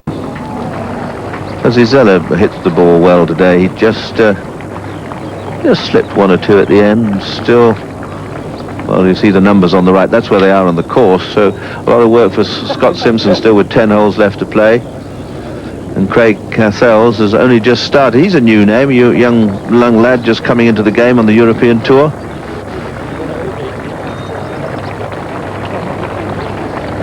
We'll leave the leaderboard and go to Faldo's 3rd at the 14th. From 160 yards, and I don't think he has any chance to get to the green. He has to be very careful with this shot. Terrible lie.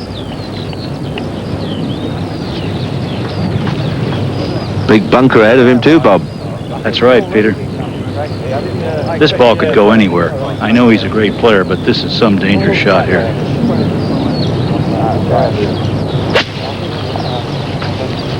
squirted to the right. Well, that's what they call Ted Heath golf, or used to over here, yachting. Tacking left, tacking right. The pitch and a putt will ease the pain. Corey Pavin now at the 9th for a birdie. He's going well.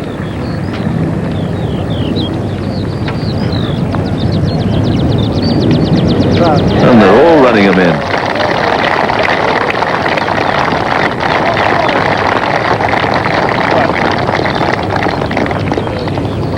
Course record was threatened here today, but not equaled. Course record 64. Now we go and find John Daly, second to the 12th.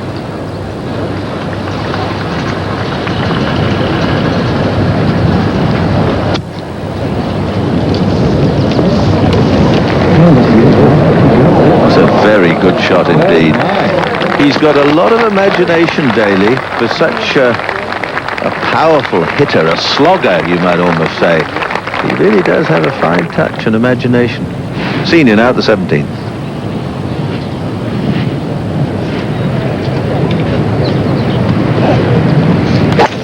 What he wouldn't give for a couple of fours.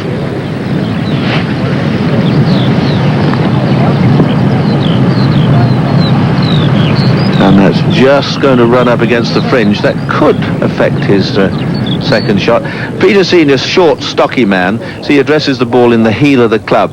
Gives himself plenty of room, appears to stand well away from the ball. Big turn as he goes back, a good shoulder turn. As I say, he's not a very tall man. His head remains very static. Look at that. That's good. Draws it back. Nice leg action, just to the horizontal. Now here, just watch him start lifting up. Up he comes, and you feel everything must sort of drift away to the right. He's settled back on his right foot. The right foot slides a little bit, and he almost faces the hole at the end of the swing, but he strikes the ball very consistently out the middle of the club. Now the 14th, Greg Norman. Dangerous driving hole this, with the wind against and across. He's actually caught a little bit of a lull in the wind here, though.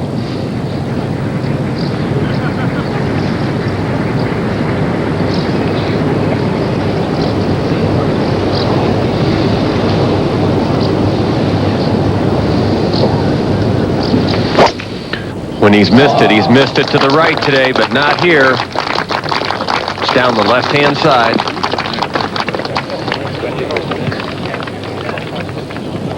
Just goes off the fairway. There's the controversial out of bounds on the left. Daly for a 3 at the 12th. And he's got another one. Another birdie for John Daly, just keeps rolling along. Just a stroll in the park.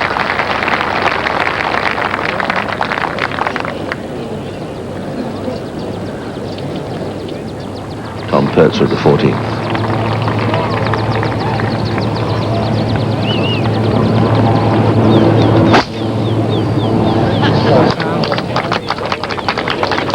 Little left, I fancy, but okay, unless it nestles in that thick, clumpy bit. Faldo at the 14th. Pitching directly into the wind from about 80 yards. It's his 4th shot. Put it in. Stab me vitals. Did you? Look at it. He's probably giving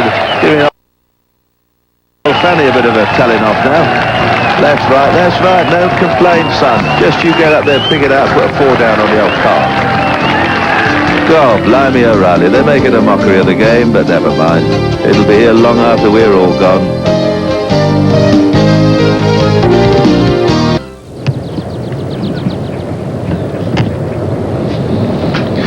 Well, let's have a look at that again. Faldo's 4th shot, all full of woe, pitching at the 14th, 80 and 90 yards to go, kept his head still, beautifully played shot, but just look at that. Looking at a 6. He looks quite cross about it there. He does have a strange sense of humour.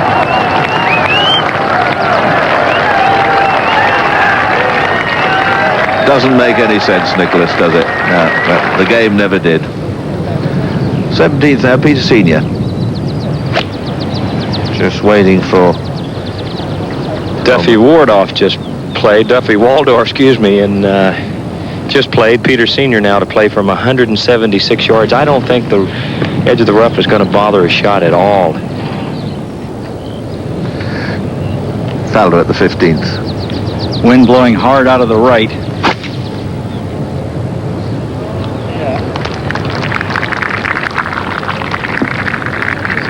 Good drive. Could finish awkwardly on that mound, though. Ball could be below his feet. That could be awkward. Calcavecchia. Calcavecchia just going along, still 3 under par.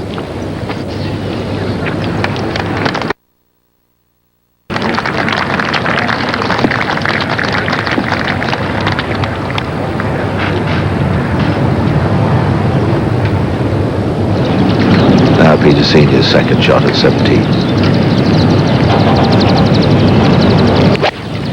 That's a 3-iron from 176, taking it up real high, hanging out to the right. Looks like it's going to catch the big pot bunker. Yeah, it did. Certainly did, Jerry. That could be plugged. Well, as you look at the leaderboard, 3 people leading the way. Let's go and join Frank Hannigan and Larry Mize. Larry Mize, who watching Nick Faldo hold it, say, well, that was a smart play with playing an iron off the tee, right? Oh, yes, well, he chips it in. So, see, I told you I should have played iron. Perfect, right? You're having a wonderful year, aren't you? The best one in a long time. I really am, Frank. I got off to a good start early this year and was able to win a tournament on the West Coast. And I've been playing real consistent. Been working on my game and trying to get a little tougher mentally this year. And it's been a good year for me. What about this golf course? Well, I really like it. They talk about a lot of humps and bumps out there, and there really are, but I think they give you a lot of room to play out there, a lot of room to drive the ball. I think it's a very fair driving golf course, and, the greens are a little severe at some points, but, you can putt a great deal from around the green, so they give you, you can still play, so I really like it. You're going to be right in it over the weekend. Well, I'm real happy with the way I played the first 2 days. It's disappointing to bogey 2 and 8, 7, 18, but I played real good. See you over the weekend. Thanks. And Larry Mize in good shape indeed for the weekend now. Greg Norman at the 14th, second shot. He's going to give this one a smack, Peter. Perfect lie in the rough. He's got 260 yards to the flag into the wind, but I think he's got a chance to get it there. 238 to the front edge for Greg.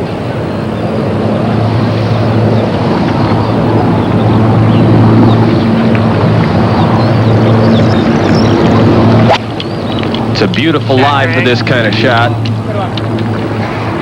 He's hit it very high. Just short. Yes, he got no run out of that. It went high and floated up into the wind, but 2 mighty good blows. He's only 10 or 12 paces off the front of the green, so very obvious chance for a birdie. Peter Senior at the 17th in the sand. Well, his ball hit the bank on his second shot and rolled back down into the sand. He has a relatively good lie, but once again, like Larry Mize shot, the ball is on the downslope. He must get it up quickly and then try to stop it. He's going to try to open his stance up, aim way left, open the blade up, and swing across it.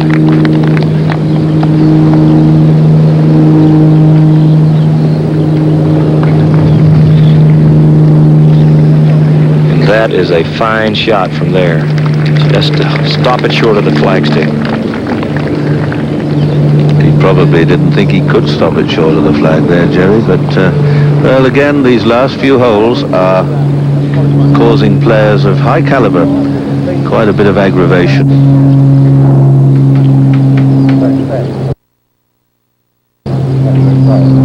Senior at 6 under, 1 behind. 3 joint leaders now, Norman, Faldo and Bernhard Langer, who's completed his round hours ago. Duffy Waldorf at the 17th. Duffy with a very tough putt going up the hill. I played with his caddy this morning, and Peter Jacobson, and Duffy's caddy said that he always marks his ball up today. It's really interesting if you get a chance to see it. It says that it has all the train lines drawn and arrows on the train lines that his wife Vicky took this week while she was in London. It's quite an interesting array of artwork on his golf ball. You mean if he gets bored, he's got half an hour's reading, has he? Well, I tell you what, it's worse than playing an orange ball. I'll say that. Must be pretty good paint, otherwise he'd wipe off. No, he's not letting us see it, see? Now, senior for a 3. A 4 par at the 17th. So easy to slip a couple of strokes over these last 2 holes. Well, you know, the 17th hole and the 18th are really playing difficult. We watch Freddie Couples bogey them. Larry Mize, he bogey 17. He says to me on 18, boy, he'd just like to make a par. And, of course, he makes bogey there. Peter Sr. has it in perfect position to make bogey. Playing into the wind, 17th hole is only a little over 400 yards, but then you get to that 18th at 468, it's a killer. Right to left breaker, slightly downhill.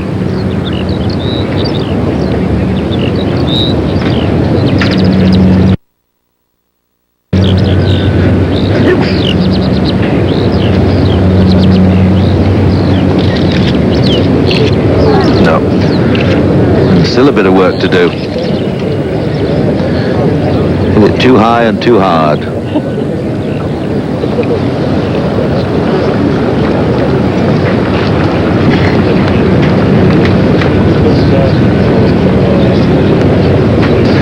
Go now to the 13th to see John Daly's second shot. Getting ready to... Oh, he's a bit wayward.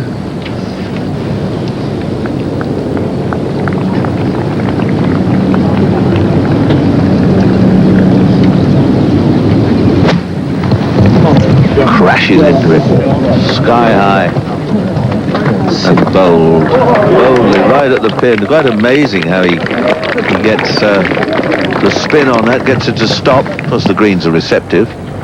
Now the 15th, Faldo's second shot. 192 yards, ball slightly below his feet, wind coming from right to left. Tough shot.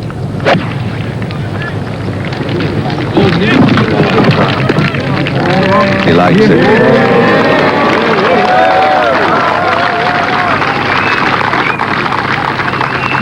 Well, he's hit some beautiful shots today, and he's had the luck, the good fortune, added, of course, the skill just at the right time. Now, senior for a 1 over par, for a bogey at the 17th.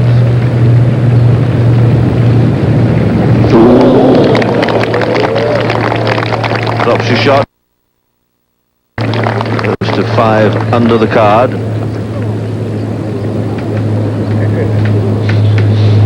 Now, Greg Norman at the 14th, third shot. He is only about 12 paces off the front of this green. This 14th, one of the flattest greens out here at St. George's. So this pitch shot from about 40 yards. Greg's playing absolutely dead into the wind right here. Very easy to leave this one short. He's got a fairly lofted club here. Looks like he's going to throw it up in the air.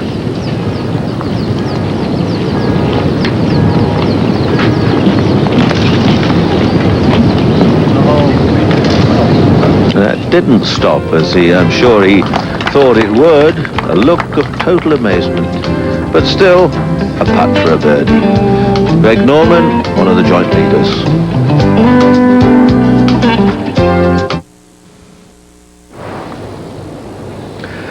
Three names now at 7 under par, but Bernard Langer has completed his round. He knows that he has finished for the day, and the others have still got a few holes to go. Now the 13th, John Daly, this to go 5 under for the championship.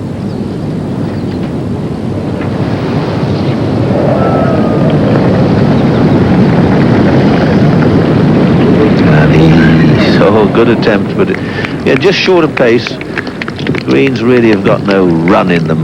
Now Faldo to take the lead. From about 20 feet coming down the hill. Good angle from which to putt.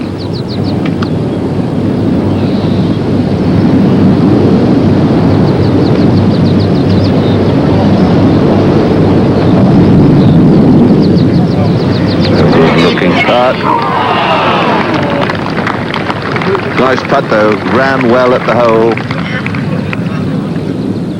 Faldo and Norman battling away as they did at St Andrews and many a time before.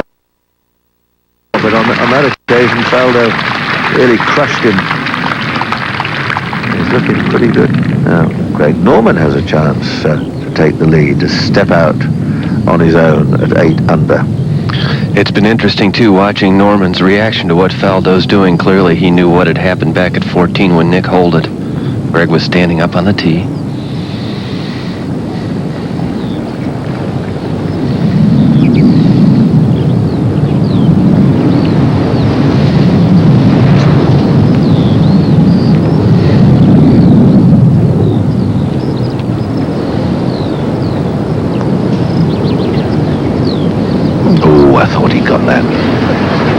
So did he. It really was a good, firm, confident putt, but it just stayed wide of the hole.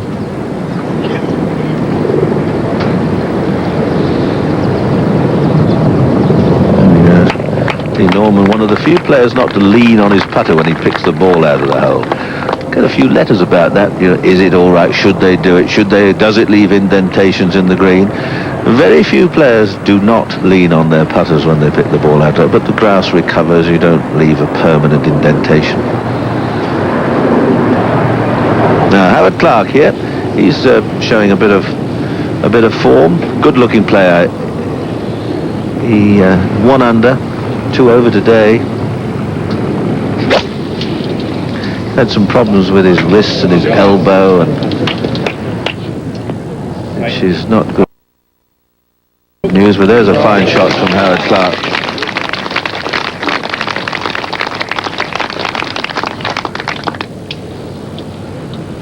Another look at this putt for Greg Norman. Just watch when it's about 2 feet from the hole. It really looks as if it's within the hole, and then just shaves the edge. I don't know if it had been a touch slower, it might have gone in. John Daly now, 14th. Trouble down the right, trouble on the left.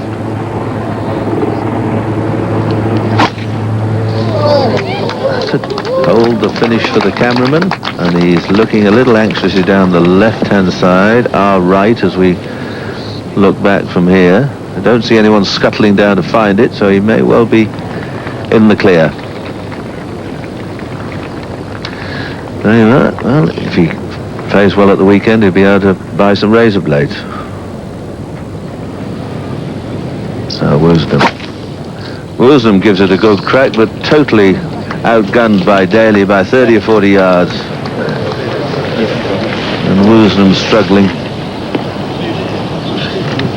struggling with his game and his confidence. Plays such a major part in this game. 15th tee now, Greg Norman. Wind coming hard from the right-hand side.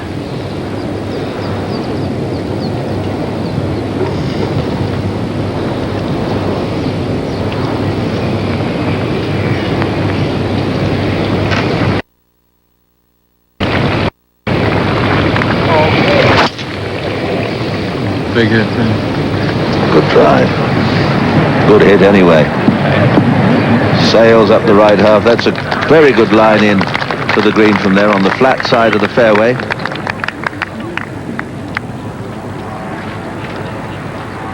Now only 3 holes left for Faldo. 167 yards. You'd think the way Nick's been playing, he's going to take a 5-iron, kind of cut it up into the wind. Flagstick on the right-hand side of the green today.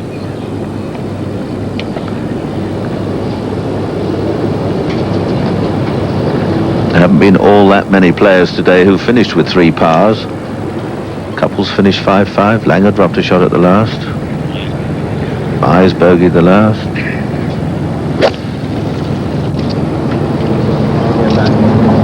A stiff task for Faldo. 3 pars. Not when you hit him like that. This is as good a day's striking as I've seen from Faldo. Just that one poor tee shot at the 14th and the stroke of good fortune at the other end. Faldo looking good. And Mark Calcavecchia, the 16th. Missed a short putt for bogey at 15. last player from the US to win this championship. But Troon a year or two ago, and that's a good-looking shot from Calcavecchia.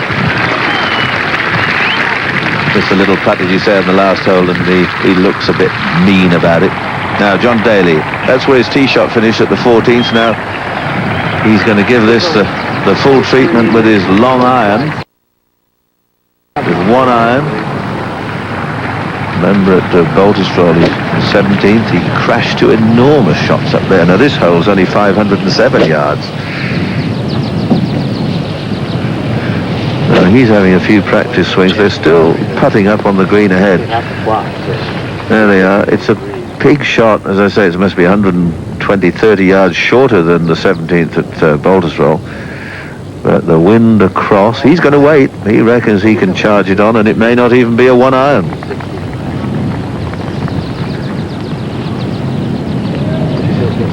So he's just going to wait a little while, and we'll go to the 18th and see Peter Senior. We'll see his second shot. Senior. Peter, 228 with a one iron, playing right back into the teeth of the wind.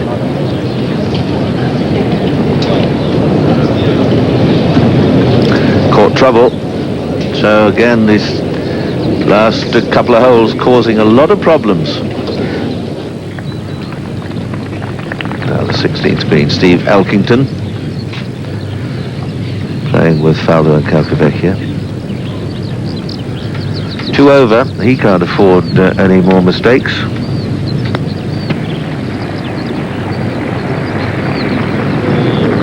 Not enough speed. Let's say 3.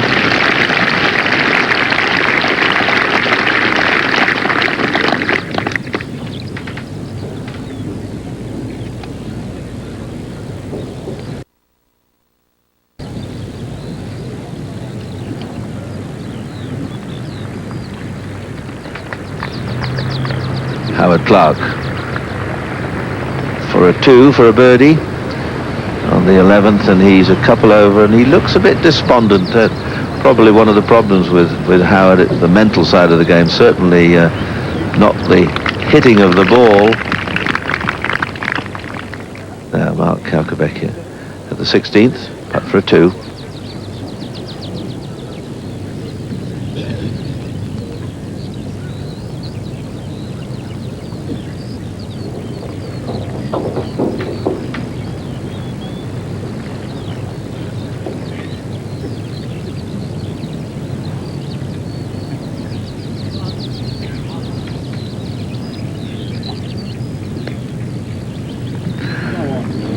Stayed out on the right, and it just over-borrowed. There again, a classic case of just over-borrowing, and with the speed of the greens, I think a lot of these putts could be hit straighter at the hole. And there you see from 1984, just the one winner from the United States, Mark Calcavecchia, who we were just watching in 1989 up at Royal Troon, and Faldo there 3 times, and I wonder who in 93. I'd be down to Honest Joe, the bookies, if I knew.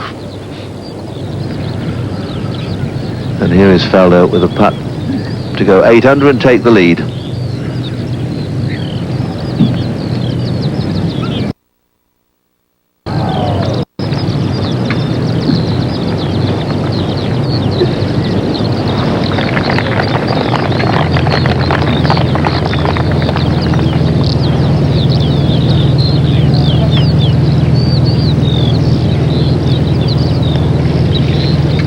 Speed. No, just moved across and just kicked out. Might so easily have dropped, but well, almost a complete spin around the hole. But when you weigh up what he did at the, what he got away with at the 14th, he must be philosophical about it. So well, that's all right. He'll be happy enough if he finishes with a couple of 4s. 15th now, Greg Norman's second shot. 180 yards for Greg's 6 iron.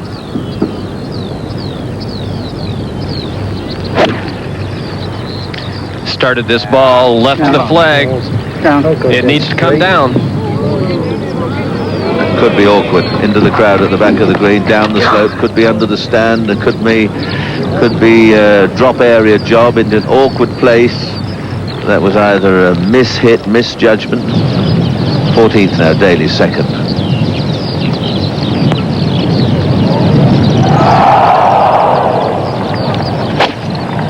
Waited for the green to clear. Take it right. So he kept it too far left.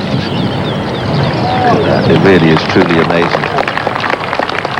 Right into the middle of the green, level with the flag, a drive and an iron at the 14th. Hardly anybody. Fred Couples got on this morning, but very few of this field have reached the 14th in 2, and Daly does it with a drive and an iron. So a very obvious chance to go 5 under and tie with Peter Senior. Scott Simpson, the quiet man.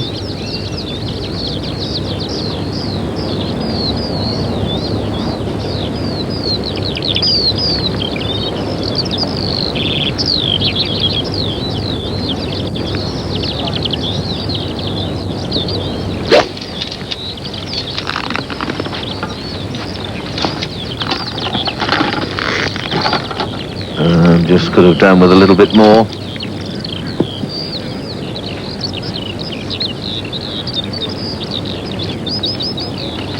And 17th, Nick Faldo.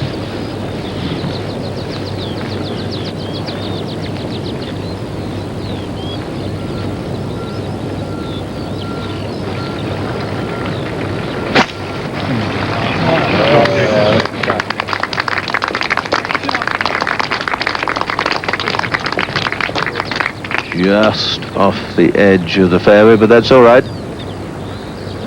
18th now. Peter Senior's third shot. From the grassy hollow, but he's 10 feet or so away. So again, struggling a bit as we go to Greg Norman, who's had a drop away from the stand. I'm actually quite surprised he took the drop. The stand maybe interfered just slightly with his swing, but he had such a perfect lie. I thought he might actually try and choke down on the club and play it. He's now almost doubled the distance he's got to the flag, maybe a little better angle.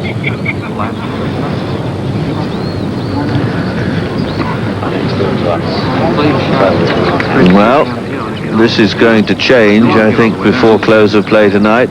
Langer, of course, secure at his 7 under total for the 2 rounds, and also Fred Couples, but a lot of players can come and go, can drift in, can drift out of, well, I suppose it's too early to say totally in contention. Everyone's in contention under par at the moment. But it'll be a good thing for them to get a couple of good rounds under their belt and prepare for the weekend's play. Back to Norman, he's had a drop, and what's he faced with now? He's got about 50 feet to the flag. The one thing that is going to help him here is he's pitching the ball directly back into the wind. Quickly to Peter Senior at the last hole. This for a par 4. Got it.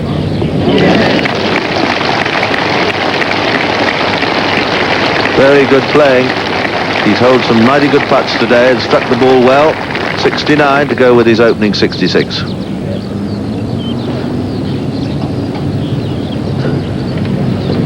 Back to Greg Norman. Third shot, 15. I think he's going to try and fly this ball all the way up onto the green here. Did he in fact take a drop, Mark, or did he just go and have a look at the drop position? He still seems very close to the... Well, we'll quickly go to Daly and see him have a... This is a putt for an eagle at the 14th. Long putt across the green for Daly. Good speed. Hello. What a lovely putt. Easy birdie. Now Greg Norman. He did have a drop, did he, Mark? He actually didn't. He went over and took a look at the drop area and decided to play it as it was. Well, exactly as you said, a good lie. Gripping right down the shaft, as you can see, a little break of the wrist and pop it up in the air. Back into the wind.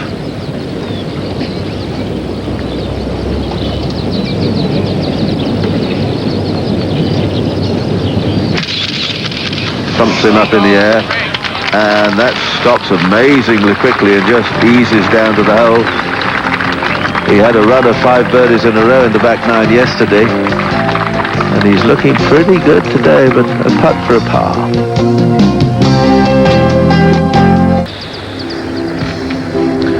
Well, the faces of the 3 joint leaders at the moment. Only one of them, though, has completed his 36 holes, and that's Bernhard Langer. And confirmation of that, Fred Couples there at 6 under, and a whole gaggle of players trying to chase him. Now this was Greg Norman for a par at 15. And he got it. What an important putt that might be come Sunday night.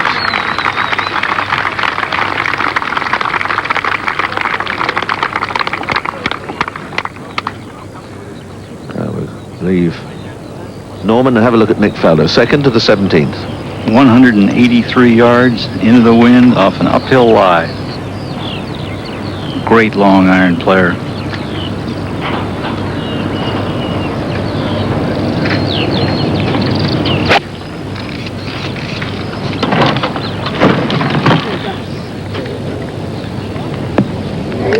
And he just gets it up on the top. That's a fine shot. We've seen lots of players come up short on this hole, and they're faced with a putt or a chip up a steep bank. Faldo picking the right club, hitting the right shot. Sandy Lyle playing with Ian Baker Finch and Scott Simpson.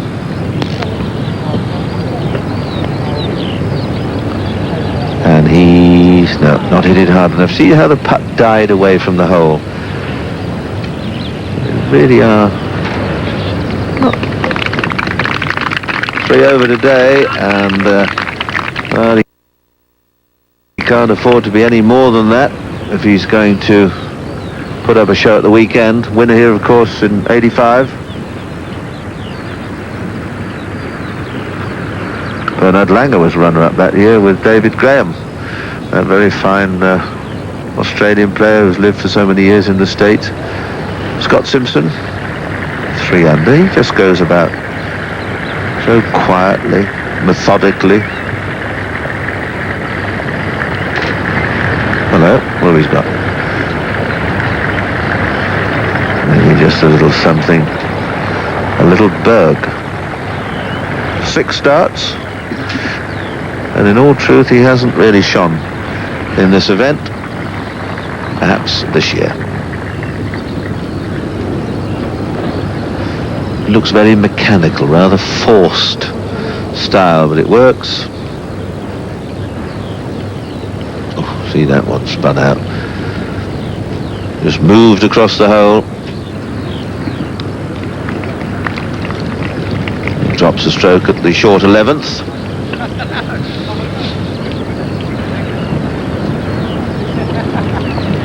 Greg Norman now the 16th, the last of the par 3s. 167 yards today at 16, dead into the wind. Should be just a good 6-iron for Norman.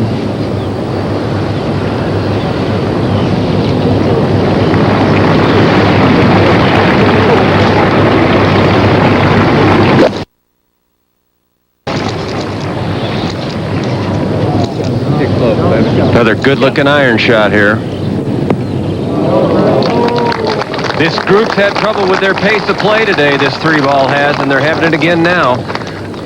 Are they? They're being worn. Now we go to Pavin at the 12th for a birdie. He's 4 under, moving along nice and quietly.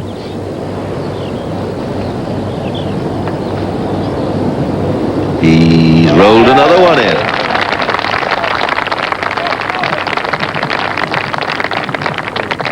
Five under for the championship. Now John Daly has reached the 15th after knocking a drive and a simple iron, probably a 3 or 2 or 3 iron onto the 14th green and almost getting an eagle. The ground really does tremble when he unleashes one. And it's all done with a lot of rhythm. Big turn, tremendous arm movement through the ball.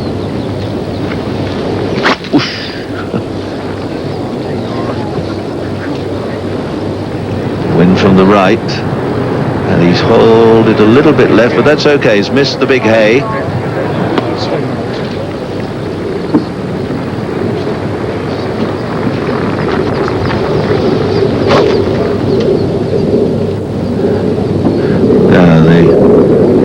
17th, 466 yards, and Daly passed those first set of 4 bunkers, 2 on either side.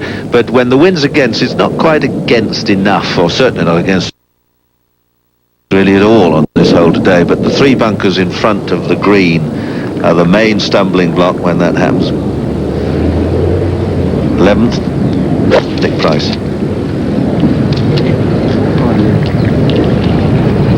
Bookie's made him second favourite, but it's just not coming together, although he's been having a wonderful season on the US Tour. Not quite happening today, so from Nick to Nick at the 17th for a 3.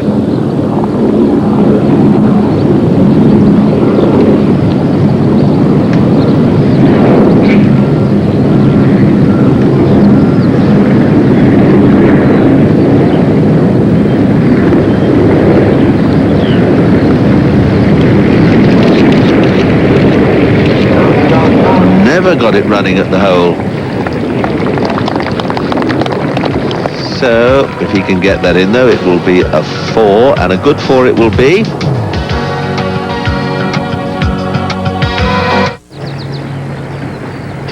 Well, good afternoon. I'm Jim McKay, and if you're good afternoon if you're watching in the east, that is. Good morning if you're watching out on the west coast or in the Rocky Mountain area somewhere.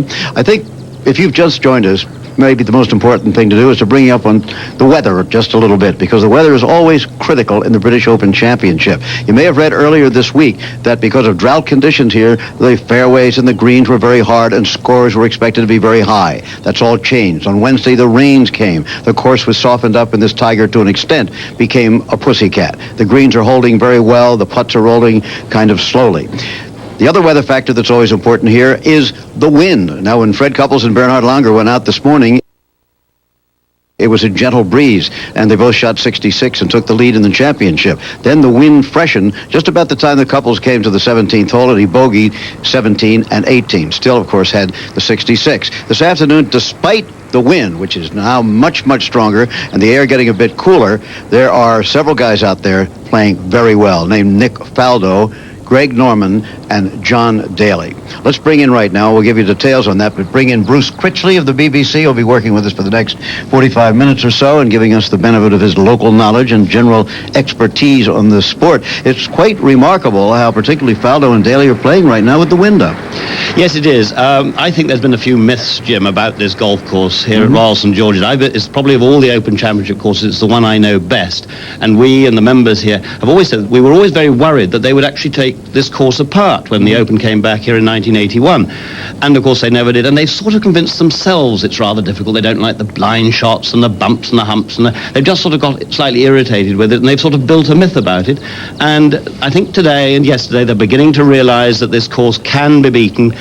Play it gently, take care, work out where not to hit the ball if you're going to miss the green, and they're beginning to learn it, and of course we're getting scores to match. Well, we certainly could see a course record here today, the course record of 64 having been set by Christy O'Connor Jr. in 1985. Here's Nick Faldo, hot as he can be today, 7 under for the championship, 6 under for the day. Beautiful drive, riding the wind from left to right, very solid. Okay, Bob Rosberg on the fairway with him. Yes, just the wrong side of the hump in the middle of the fairway as we go back to the 16th.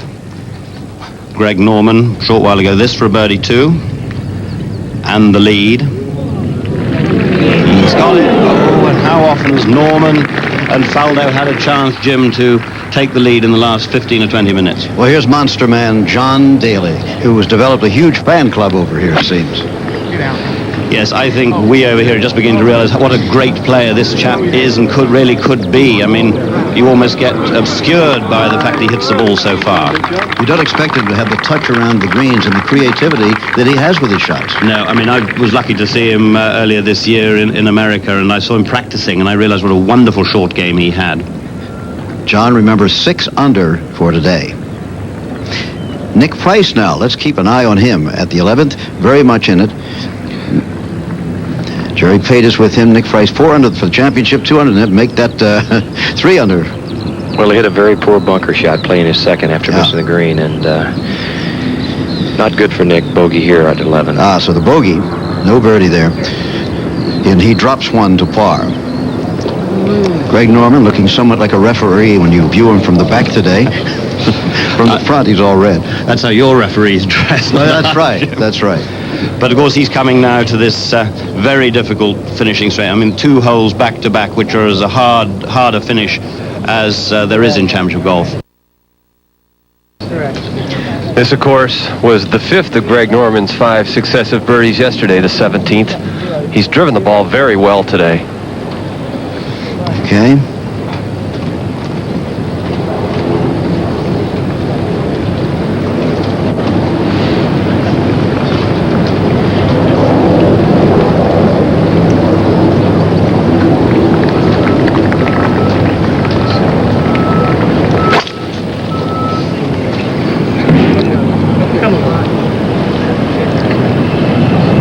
Right into the wind, and of course any errors, any left to right or right to left gets accentuated.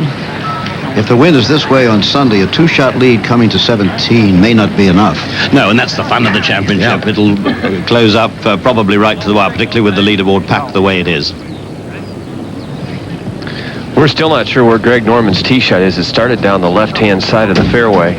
That's Mark Roffing on the fairway. If he can't see it, certainly we can.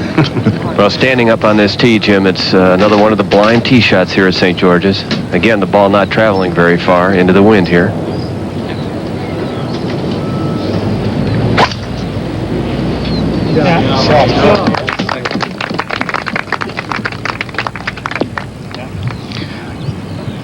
Norman, we're told, is in the right rough, and there's Pertzer. He's okay on the fairway. Yes, here is the 17th hole, par 4, and those 2 bunkers, of course, for players of this caliber and strength don't come into play. It's the rough either side. Little gentle dogleg from right to left, but that's the only thing that's gentle about it, and very much dependent on the bounce you get on the fairway, left or right, and the stance you have for your second shot. A raised green surrounded by sand, and many players coming up short in 2. Payne Stewart now, he's 3 over for the championship, borderline for making the cut.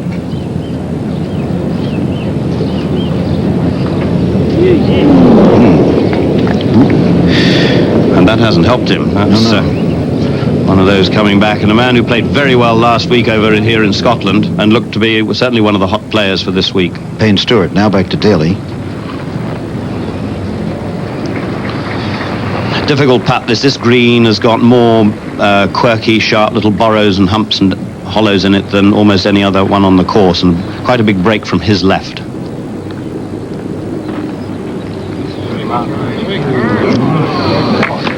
Just beginning to break at the hole, just that touch too hard. Now there you see it. Greg Norman, Nick Faldo, and Bernhard Langer tied for the lead. Langer shot 66 this morning, and Norman 3 under for the day. Faldo 6 under for the day. Fred Couples also shot 66 this morning. John Daly is 6 under for the day, on track to tie the course record here. Corey Pavin playing extremely well, as you saw. Some of the others, Larry Mize had a fine round today. Fuzzy Zeller is in it. Des Smith of Ireland, Nick Price, Ernie Els of South Africa, Mark McNulty, another South African, Peter Baker. All of these people very much in the championship. Yes, Jim, there's about, I was just at those top 2 pages, there was something like 13 or 14 major championships between them, and sort of 10 in the top 4 or 5 players. So it's the cream is coming to the top, and a tasty meal for the weekend. Unfortunately, at the moment, it looks like Jack Nicklaus will not make it. He finished at 4 over for the championship for the first 36 holes. It looks like you'll have to have 3 over, but not definite yet. That's right. I mean, Nicklaus actually had a chance of equaling the all-time record of numbers of fit playing on the last day with J.H. Taylor. 30 times he played the last day. Of the famed triumvirate, the turn of the century. Now, this is a very crucial putt for Payne Stewart. This for a probable slot at the weekend.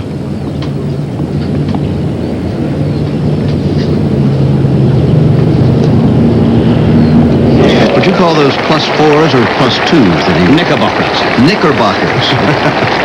Which is near to what you call them knickers, don't you, Jim? But they're knickerbockers of a different color than you expect over here. Oh, yes. Very handsome. I think he's a tremendous addition to the game, which tends to get a little bit sort of formalized, if you like. Here's Greg Norman. Well, not only did Greg's tee shot end up in the right-hand rough, but it was actually not a very long tee shot. As I said, he had started down the left-hand side of the fairway and cut it, so it obviously ballooned up into the air. Greg's now got a good 185 yards to the flag. He's in the thickish rough here, but really has drawn a pretty good lie. I think he can get a lot of club on the ball. He's got a real good chance of getting this one up to the green.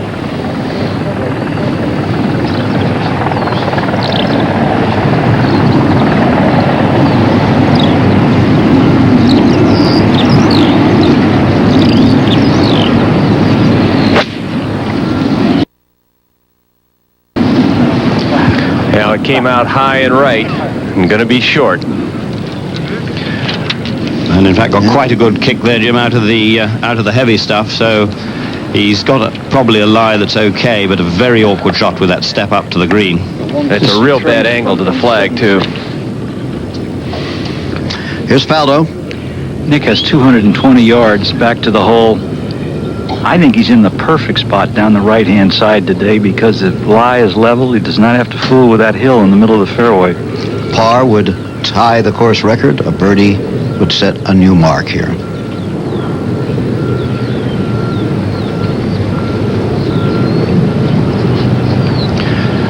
Yes, the only difficulty from this side, Jim, is that bunker that is very visible, bearing in mind it's not a very big bunker.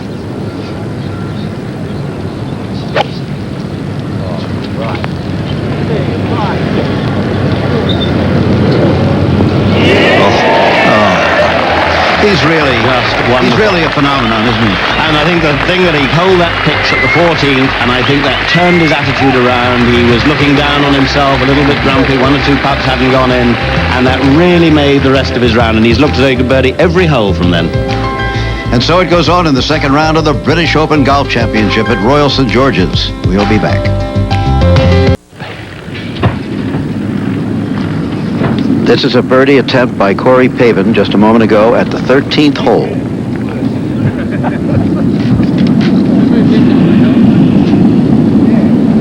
He's done it, and he goes 4 under for the day, 6 under for the championship. Corey now just 1 shot out of the lead. Let's move up now to Greg Norman on the 17th. There you see the ball. This is third shot, a very dangerous one. He needs to be careful here. Mark Rolfing out with that group.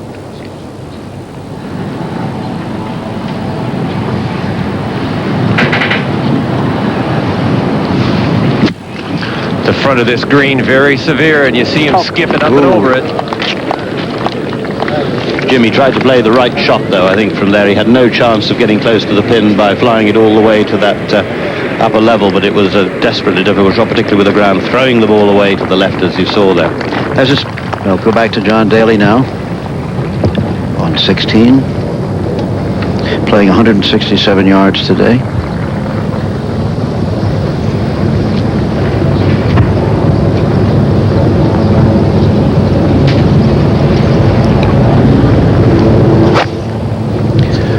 Even on the short par threes, the swing nearly as long as on the big ones. Yes, wrapping it around his neck.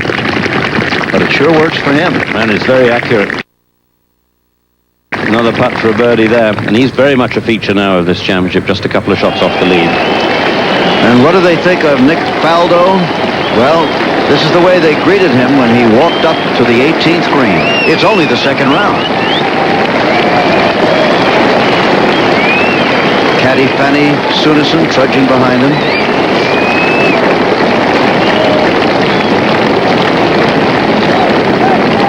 Hard to remember that once upon a time in this island, some called him El Foldo. Yes, that was before he changed his swing to one that he really believed in, courtesy of David Ledbetter, or in conjunction with David Ledbetter. And believes in himself. Well, there it is. Norman, Faldo, Longer. Freddie Couples. Des Smith having a fine championship, the Irishman. There's Nick Price. Nick Price, 3 under. Mm-hmm. Yes, just dropped a shot here at the short par for 12th. He missed this green after missing the fairway, played a wedge to this position, almost stayed up. Can't let it start getting away from him here. Yes, Jim, this would be a very bad hole to drop another shot, particularly having dropped one before. He's 4 off the lead at the moment to the 18th. Now for a course record 63. Nick Faldo.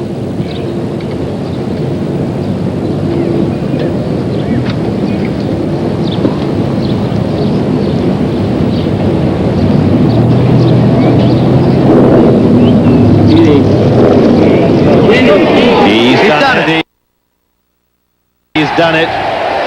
What a round of golf. In a stiff breeze, and ties the open low round record of 63. Certainly, on this kind of golf course at least, this is the greatest golfer in the world. When he's holding putts, yep, there's no one to touch him.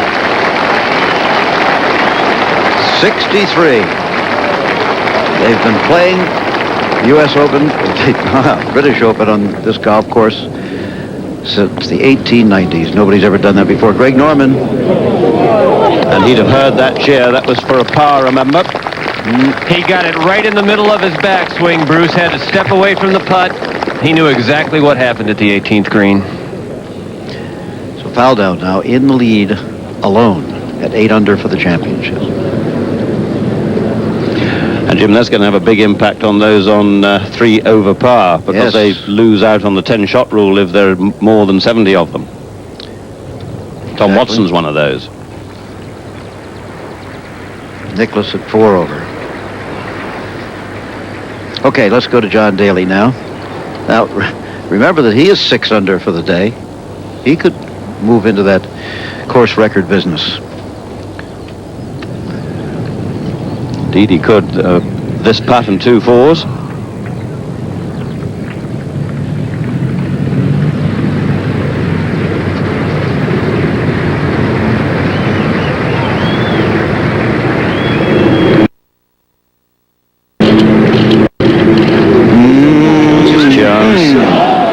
Didn't that look good? Oh, it did. What do you call that? The cellophane bridge? There are a few of those out there today, but he's really challenging. It's all right. He's right there. Daly 5 under for the championship. 3 shots out of the lead, 36 holes to go. And if he stays there or there, but doesn't drop any shots, that's good enough. He's still within touch. Corey Pavin now, who is quickly moved into the picture. Second at the 14th hole, par 5. Safely over the Suez Canal and ready for his 3rd shot. Yes, that's right. We'll go back to Nick Price to save his par at the 12th. Big putt. So we move along at the British Open Golf Championship. 2nd round of play. A lot more to come, so you stick around. Faldo has just set a course record at Royal St. George's of 63 and equaled the British Open Championship individual round record, 63, set by a number of golfers. Now we're going to the 14th, the par 5, 3rd shot, Corey Pavin. Yes, he's got about 120 yards to go straight into the breeze.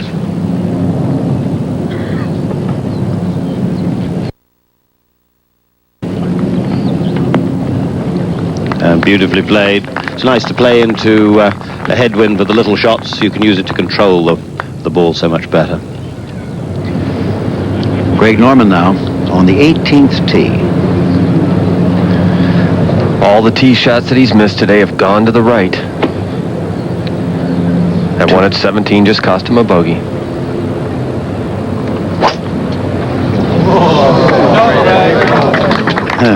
This one's down the right-hand side. Should be good. Sound of the crowd certainly sounded like it was good. Oohs and ahs. That's right. He'll be pleased to get that away. This is quite well, there's a lot of danger either side. 17th tee, John Daly.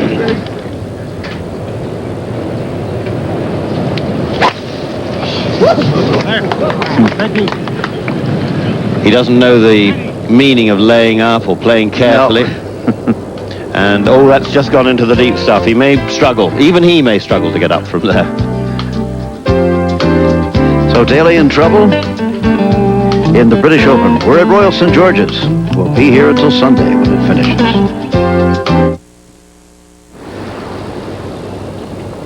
What a brilliant leaderboard we have.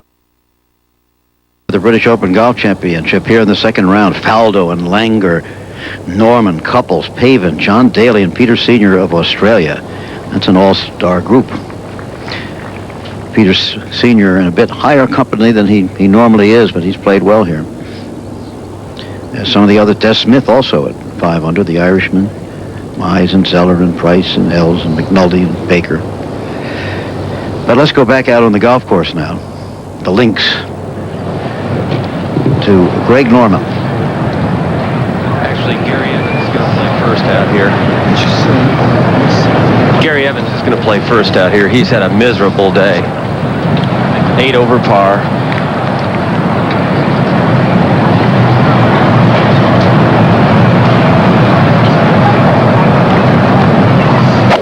He's got nearly 230 yards for the second shot here.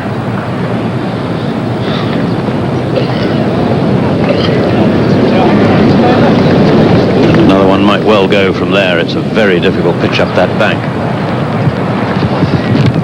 There's a huge knob right in the center of the fairway here in front of these players. Really makes the second shot even tougher than it is anyway. Tom Pertzer's driven it over the right-hand side. I heard Rossi say before he likes this side of the fairway. I do too. It's a flat lie for Tom. He's got 225.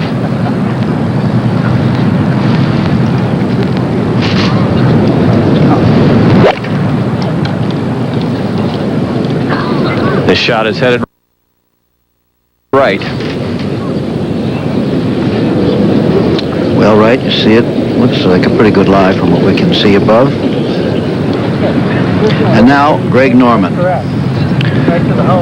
Greg drove it further than the other two players. He's got it right at the base of this mound. He's 193 yards to the front edge. The hole placement is 26 paces back today, so 219 in all. Dead into the wind. Bruce, has it struck you at all, Norman's demeanor is different than it used to be these days? He used to look smiling, happy-go-lucky out there. He always looked very concerned now. He's had a lot of things to concern him over the years, but and even when he's playing well, he struggles to look cheerful. I think he's always waiting for the game to get up and bite him.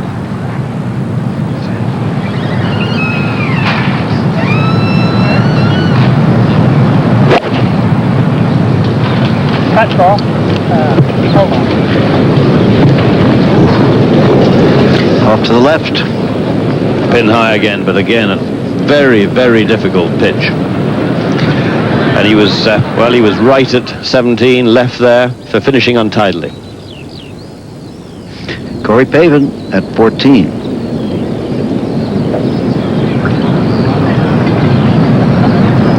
Another birdie? Not quite. Oh, not quite.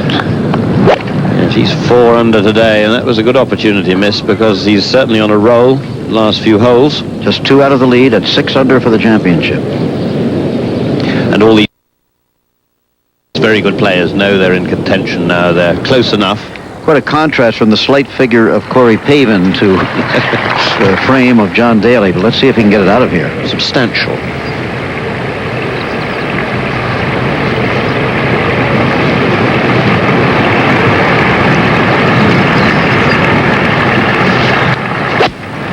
It's a shot of about 170 yards, and even his great strength couldn't move it all that far up.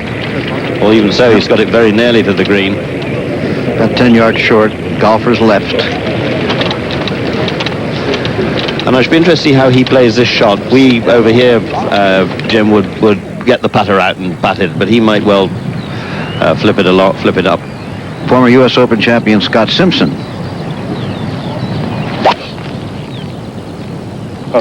Second shot on the par 5 14th. He's asking it to hook. Stay there. Not quite. Edge of the rough. There you see the wind. Scott Simpson of California, Corey Pavin of California, a long way from home, about 6,000 miles. But seeming very much at home. And rather unfamiliar territory playing courses like this where the wind... and I think back home, American golfers don't play in the wind. It's really not a factor, Jim. Texas they do, but most places no.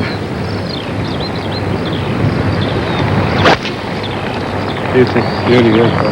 Corey Pavin is a tough little player, I'll tell you, whether the wind blows or whether it doesn't blow. No matter how long the courses are, Corey's right there all the time. Jack Nicklaus has been making the point, Bruce, the last couple of days, that the man who changes his game when he comes over is making a mistake. He said, if you have the complete golf game, just play it here. Oh, I think that's right. You can't change it for a week. It's particularly if it is just 1 week. It's not like going to grass and tennis. We're going to have a look at Tom Purtzer now, off the right side of the green, and we'll have Norman off the left. Well, clearly Purtzer has the easier shot of the two. If you miss this green on the right here, it's a much easier pitch shot, especially to this back flag. Purtzer even par. He'll be around on the weekend.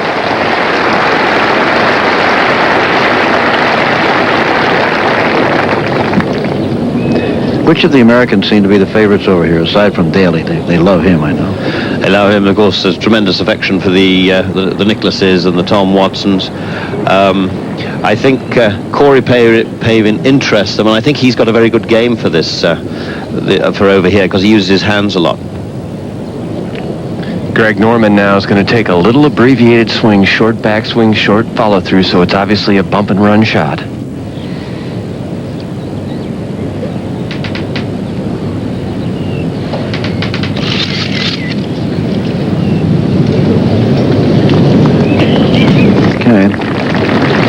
That for the par.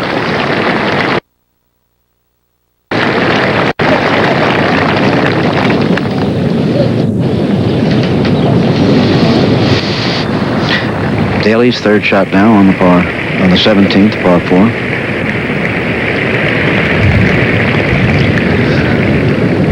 And the British method of playing it, certainly, the putter out and beautifully judged. He made that look easier than it is. Now let's go down to Peter Jacobson with the leader. Thank you, Jim. Nick Faldo, 63 course record today. Congratulations. Thank you, Peter. Now, I just have one question to ask you. You did go to the University of Houston for some time. A long time. I was there 10 weeks? I think 10 weeks, something like that. It was a long way away from a little boy who just come out of his wearing shorts to go all the way to Big Texas and have to suffer that. So it was hard work. Well, you've had a disappointing Masters, you had a disappointing U.S. Open, but you seem quite relaxed here. Yeah, obviously. I've been, forget about those ones, but I've been working hard on my game. It wasn't like there's too much wrong with it. Just missing a little bit with this rotten game, and but now I managed to,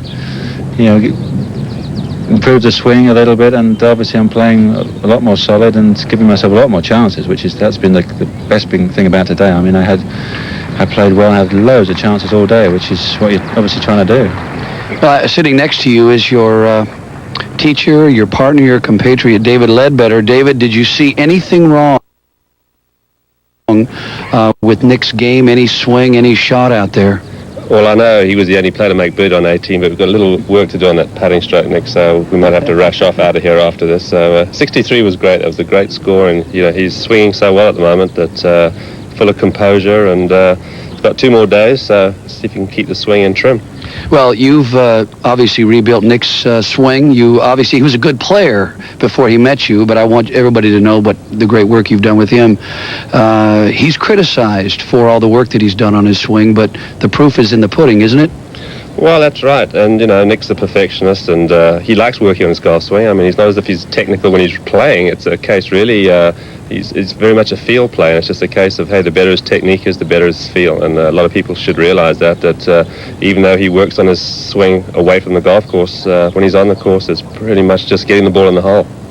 Let's take a look at his swing on the second shot on 18. As you pointed out, it was the only birdie of the day. Why don't you take us through this? Well, you can see Nick's really working hard on this posture. He sets up to the ball really well, and you can see as the club moves away here. Yeah, well, I think you're frozen there, Nick. I think he's standing over the ball just a wee bit too long. He needs to improve that swing routine. Speed, and there we go. There we go. Everything works the way together. You see good play. You can see how he completes his backswing, and as he starts down, it's very, very solid movement with his lower body. It's not a great big movement off his right side there, which is the thing he really works hard on. You can see coming into it there, his right side is much higher. That's the thing we've been working on lately, trying to keep his right side high and really release his right side at the target. And he's staying with the shot so much better. And great finish there, and that 2-iron just rifled. Yeah. That's about the lowest line. Well, Nick, three-time Open champion, looking for your 4th. Congratulations on your round today, and good luck. Good, thanks, Peter. Thanks very much. Let's go back to you, Jim. All right, incidentally, should he win that 4th British Open Championship this weekend, he'll be the first Englishman since World War I to win 4 of them. Not World War II, World War I. There's a good look at the scene here on the English Channel. Clouds overhead, wind blowing. Now, we're going to have a look at Greg Norman's putt a little bit earlier for the par on 18.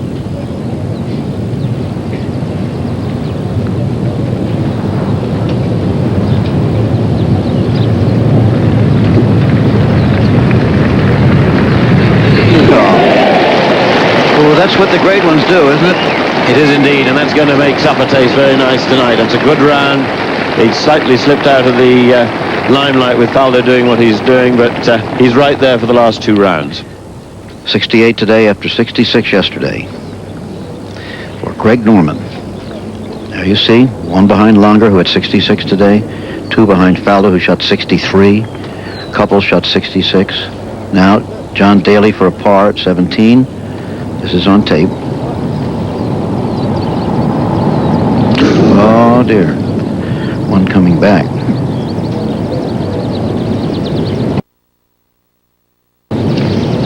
Yes, that got away from him in no uncertainty. Very quick coming down there.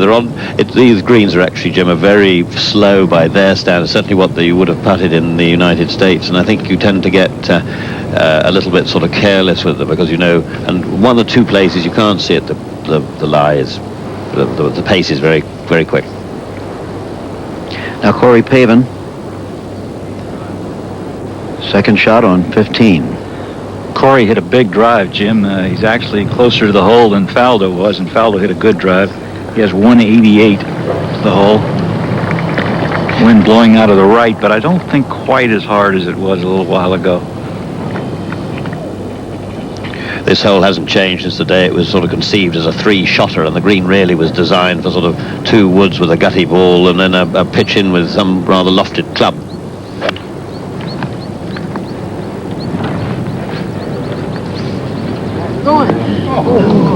I believe the first time that the new ball, if you will, the Haskell ball, the wound ball, was used in the British Open was here, was it not? Just after the turn of the century. Corey Pavin, is he moving towards the lead? Stay with us. We showed you John Daly's putt for a par on the 17th hole just a couple of minutes ago. Here is his putt for a bogey. Oh boy. A double bogey 6, dropping him to 3 under for the championship, 4 under for the day. He won't forget this hole. That was bad on those greens.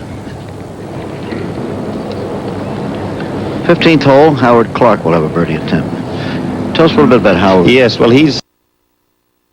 there's the leaderboard once again, but Howard Clark was had one of those who had to pre-qualify. He had a 66 and a 67 just across the road there at Prince's. And so came in playing quite well, but he had to get here the hard way. A few years ago, he looked like a potential great player, but he's had problems since then?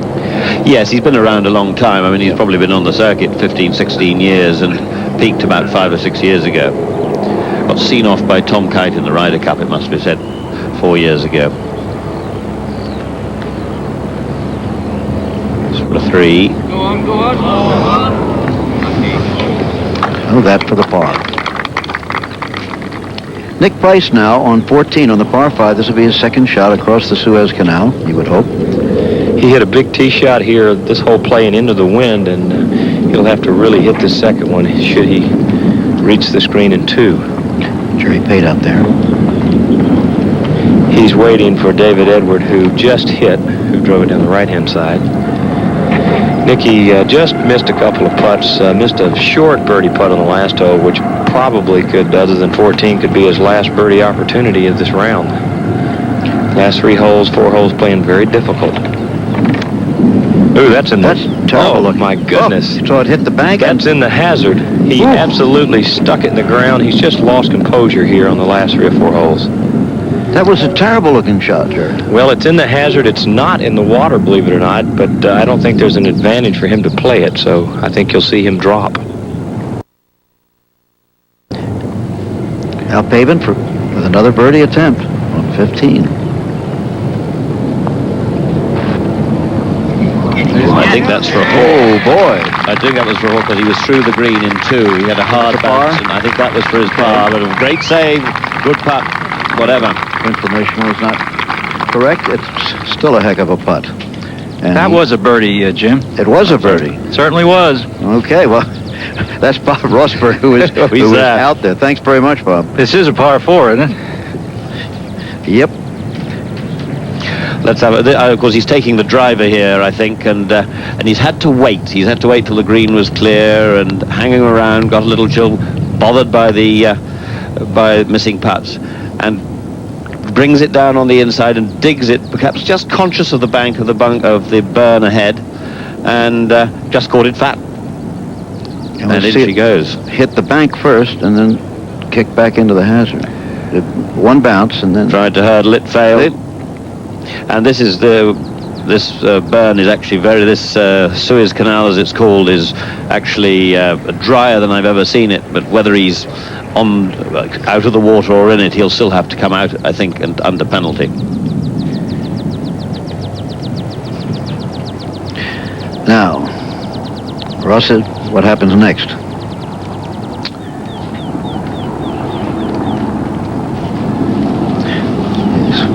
Surveying the situation?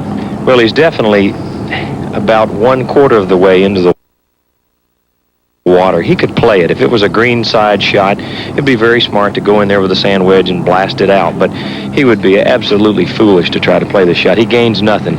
He has to take, if he drops out, he can reach the green. If he blasts out, he's only going to advance it some 10 or 15 yards. He's still going to have within 2 clubs the same shot. So it's really a very foolish play for him to try to play this. He gains nothing. Do you think, Jerry, even a player of his experience and age is slightly flustered by what's happened over the last 10 or 15 minutes? Very flustered, and the only thing he's going to get here is some wet trousers.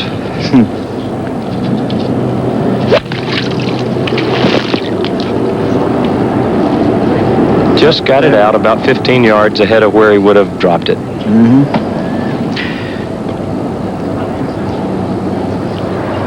Now, the 18th hole. Wee Woozy of Wales, Ian Woosnam.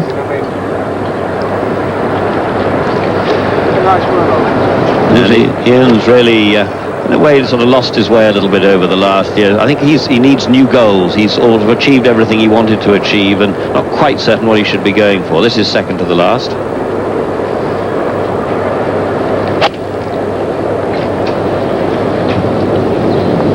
Still a delight to watch.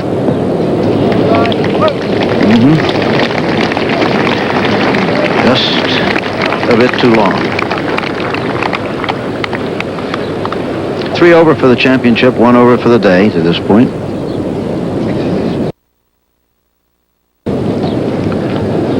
There with David Fairty, who's started 6-6 as we go to John Daly.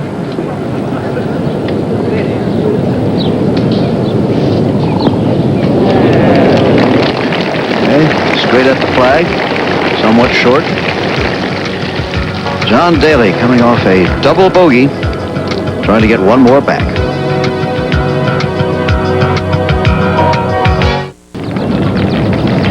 While we were away, this was Corey Pavin's tee shot at the par 3 16th hole. 5-iron from 167. Lost it to the right. Tell the way he walked away. So he's bunkered at the par 3 16th hole. He's 5 under for the day, 7 under for the championship, 1 stroke out of the lead from Faldo. If you just joined us, 6 o'clock here in Royal St. George's in Sandwich, England. Time to say farewell, at least for today, to Bruce Critchley of the BBC, who very kindly has joined us for the past hour or so. Been a pleasure, Jim. Always good seeing you. Thanks very much. So there you see some of the standings as we're going to move across our booth right now. Once again to the man who's becoming a part of this island. He seems to love it here, living in a private house, getting to know all the neighbors. Brett Musburger. Jim, you're welcome to drop by our favorite pub later tonight, too. Very good. They would welcome you. And what a story we have being authored here. Well, Jim, you were at the microphone. I went out and walked down the 18th with the Nick Faldo group and the crowd coming along and the great response he received from his countrymen. He could become only the 11th player in the history of this great championship to win back-to-back titles. Tom Watson was the last, 1982 and 83, and it was Nick Faldo with that stirring 63. And now John Daly, who just a few moments ago got a little bit sloppy, but he has turned in a sparkling good performance here, Peter Jacobson. I'm very impressed with John's game today. He seems very relaxed. It's obvious he's got the talent.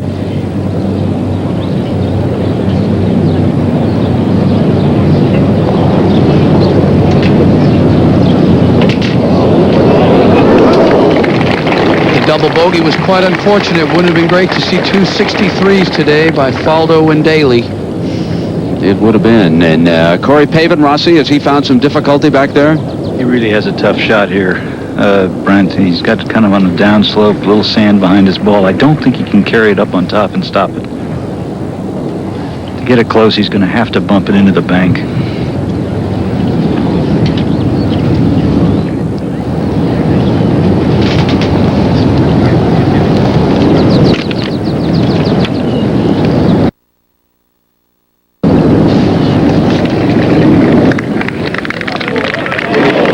That's just what he did. He bumped it into the bank, played a marvelous shot. I don't know if you had a chance to see that, but Corey did not open the blade as much. If you want the ball to run, you keep the blades square to the target. So for par and John Daly. The fans appreciating his effort here. I think it was good for Daly to play that practice round with Jack Nicklaus. I think Jack bolstered his confidence earlier this week when John turned to Jack and said, "Jack, what do I have to do differently over here?" And Nicklaus said, "Nothing. Just keep pounding the ball out there and keep doing what you're doing." Looks like John's growing a Fu Manchu. Now, speaking of studying yourself, this is Nick Price for par at 14. Straight in putt. Well done, Nicky. Boy, what a par that was. Yeah, Jerry, it really was. Well, Greg Norman has been one of the stories here. He finds himself a couple behind Nick Faldo. Greg is with Frank Hannigan. Let's go to Frank. Greg, you're obviously in a very strong position, 2 shots behind. Nevertheless, it seemed to us that you didn't get everything out of this round you might have gotten out of it. Well, I think so, Frank. I played pretty solid. You know, there was stuff that you can always say you leave stuff on the golf course, no question about it. But all in all, I'm happy. The putt I made at 18 was a very important putt to me. I wanted to shoot around 68, 67 today. I thought 7 under, 8 under was the target to get. As it turned out, that is correct. So, you know, I'm happy. I'm extremely happy. I'm very comfortable with the golf course. I'm comfortable with the way I'm playing. So if I keep this feeling going for the next 2 rounds around Royal St. George's, you never know what'll happen. For us, it's very exciting. You got this royalty at the top of the board. Nick, Bernard, you, Freddie. Do you now go home and say, "Now look, if I can beat those guys, I've really done it this week"? Well, Frank, I think you'll see what happens is the golf course is a very, very difficult golf course. No question about it. And it's kind of like when you play a tough golf course, it brings out the tough players. And, you know, this is a British Open. And you've seen that all the top players seem like their game was sharp coming into the British Open. We've all seemed like we performed well. And Nick won the Irish Open. Bernard Lang has been, you know, won the Masters, you know, and Freddie's been playing well. I've been playing well. So I think that's indicative to what's happening. And when we come to a tough golf course, you have to zero in immediately on the first tee on Thursday. And we're all doing that very successfully. Notice, though, nevertheless, the greens seem very, very slow. Maybe as slow as you play greens all year long, right? That doesn't make any difference? Well, no, once you got the feel for them, it doesn't really make much difference, Frank. I think the big difference for us is the fact that the ball, some shots you can spin back on these greens, which is very unusual for a seaside golf course. And, that's the change-up you have to play in your head. But, then again, there's a couple of holes like the 11th hole, you got to allow 40 yards a run. So the golf course it makes you think. There's just enough wind out there, and there's just enough firmness in some of the front of some of the greens where you have to be careful. And then you get to a few holes where you think, well, I can fire it right at the flag and stop it. So I don't think the conditions are going to change much over the next 2 days. I think the good part about it is we're all playing the same times now. We're all going to play the same conditions, so you're going to see some very good golf over the weekend. I heard you talk about being in the early part of a 7-year plan. What's that about? Well, I mean, I want to go until the age of 45 and then just sit back and reevaluate what's going on. I love to play the game of golf, Frank. It's my life. I enjoy it so much. I did hit the bottom of the pit back in 91, 92, and I did not enjoy it. But I've refocused my attention to the game of golf and practiced hard and dedicated myself to it. And you can't do it for 1 year. So I just picked the year 2000, which was 7 years away. So I figured, well, 2000 will do. I'll go for a 7-year plan. Very nice. Good thinking. See you tomorrow. Okay, thanks for All right, now we go out to Corey Pavin, this for par at 16. Going to go a little from left to right.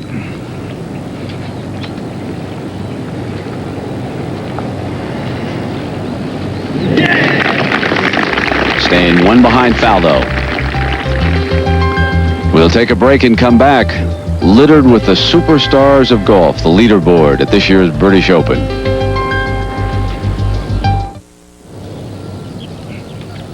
One little misstep today, and we might have had a 62 fired by one John Daly. Let's go to Frank Hannigan.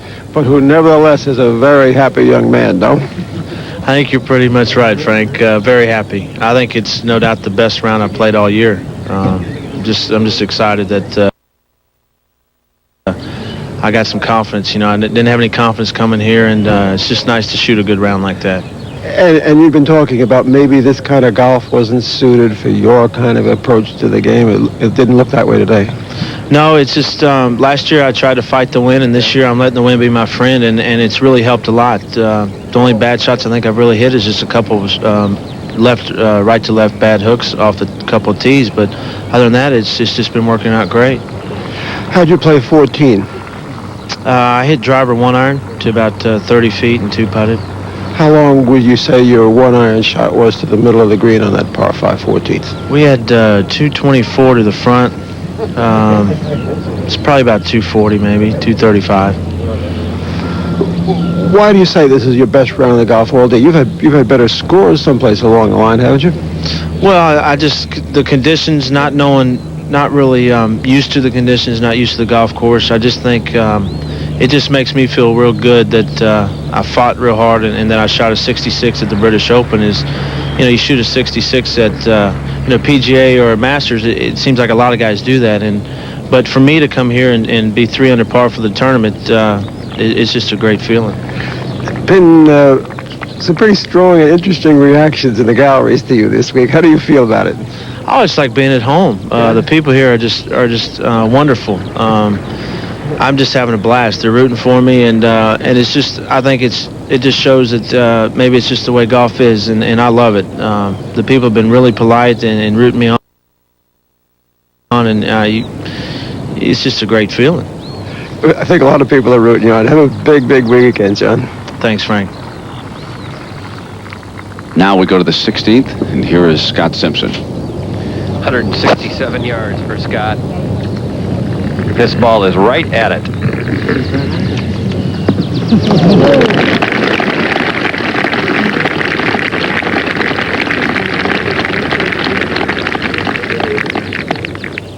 Colin Montgomery, second at 15. Colin with 175.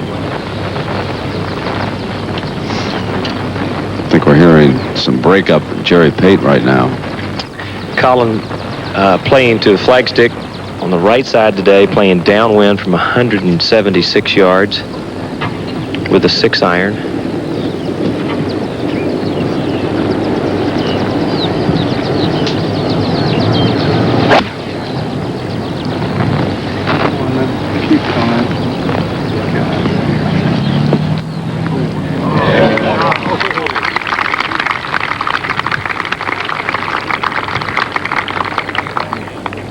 17th.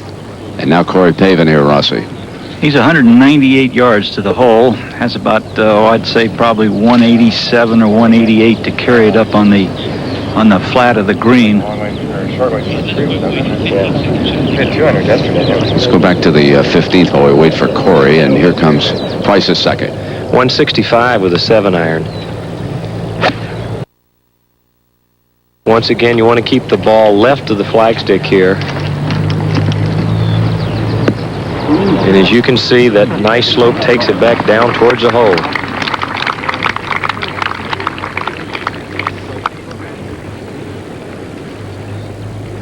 That was a remarkable par Nick made on the 14th. Really, truly remarkable. Now Pavin's getting ready, Rossi. Got that old 4-wood. Had many years. Get it left, bro. A little right. Get it left.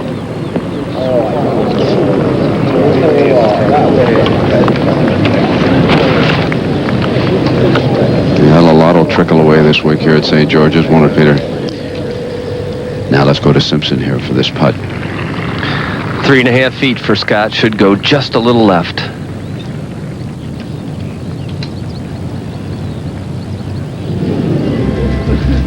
Opportunity slips away for Scott. Still playing a solid round here. Nick Faldo, a 63, the course record. He's the leader.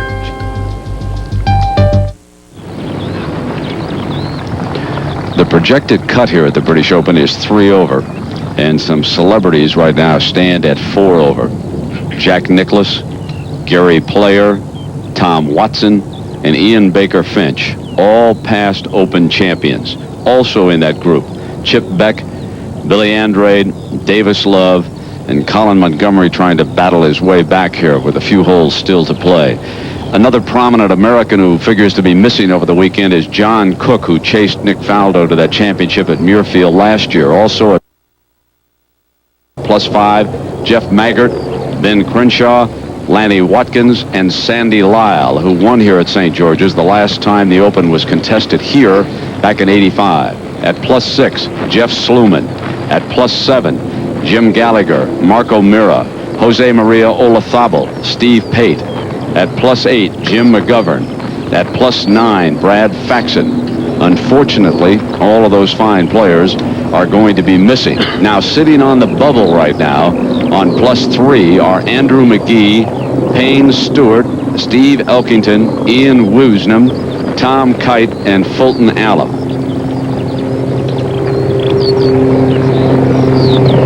Now Price for birdie at 15. We've seen this putt earlier today. Nick's biggest challenge here is to get the ball to the hole. It's uphill and slow. Green.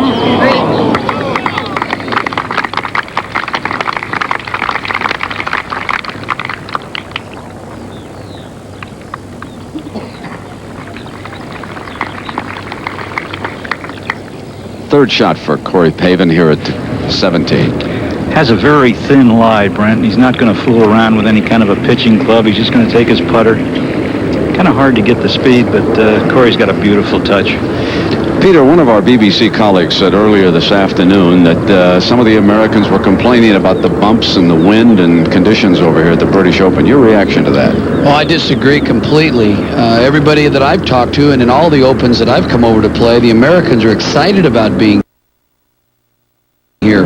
We love to play this style of golf. It takes a lot of imagination and creativity to play this type of golf.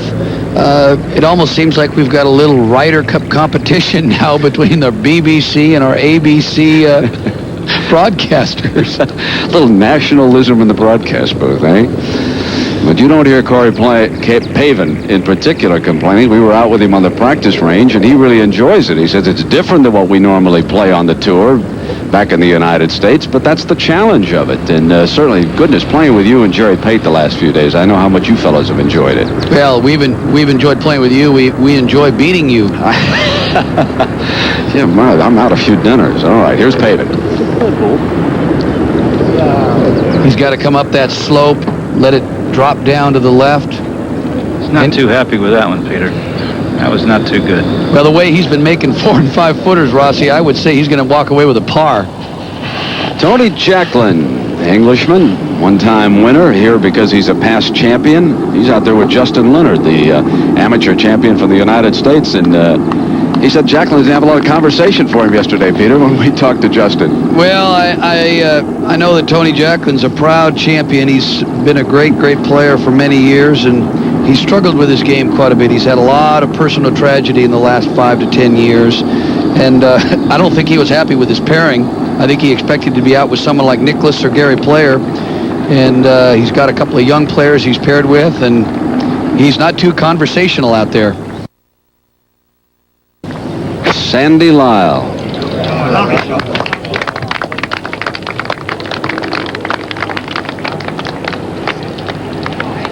And that was on the 17th, and he smacked it down the middle there, didn't he? Boy, it was something. Nick Faldo, who struggled in the first 2 majors of the year. In the Masters, he tied for 39th. And at the U.S. Open at Baltusrol, he tied for 72nd. Today is 63. Now, Des Smith, here is his second. Beautiful shot there. So many of the players find these pot bunkers so treacherous, yet they love to have to play out of them. That was at the 11th.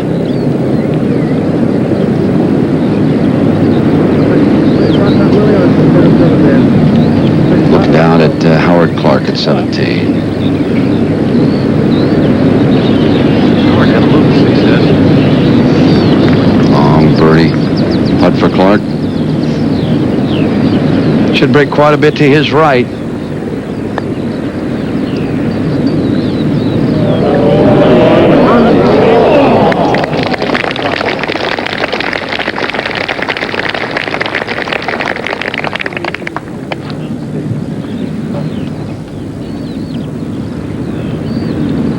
Howard Clark's been struggling with his game recently, but it looks like he's got it back.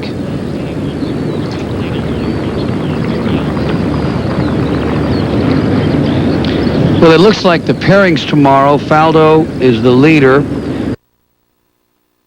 and he will be playing with Bernard Longer because Longer finished first. Unless something happens. If the scores remain the same, Faldo and Langer, then it would be Haven and Couples, because Couples finished earlier. Then it would be Norman and Senior, 2 Australians going at each other.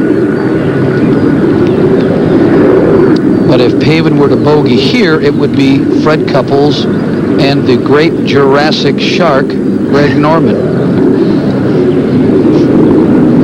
Rossi, he's taking his time on this putt. There's a little commotion over here on the scoreboard. They're asking for quiet. That's why he's just sitting behind the ball there. They're settling down over there now.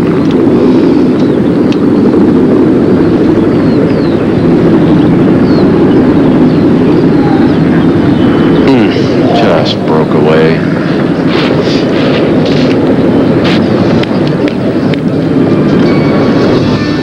So Corey drops a stroke. Couple of holes to play. Speaking of Justin Leonard, this for birdie. And Justin stays at +6, the same as Tony Jacklin. Craig Perry also in that group is at 2 over. Justin brought his teacher over, Randy Smith from Dallas. They've had a great week over here. He's a fine young man. He's got a great attitude. Got a little windburn on those cheeks, doesn't he? Yeah.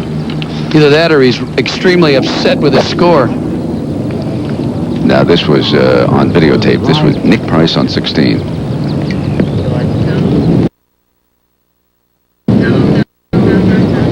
Look out.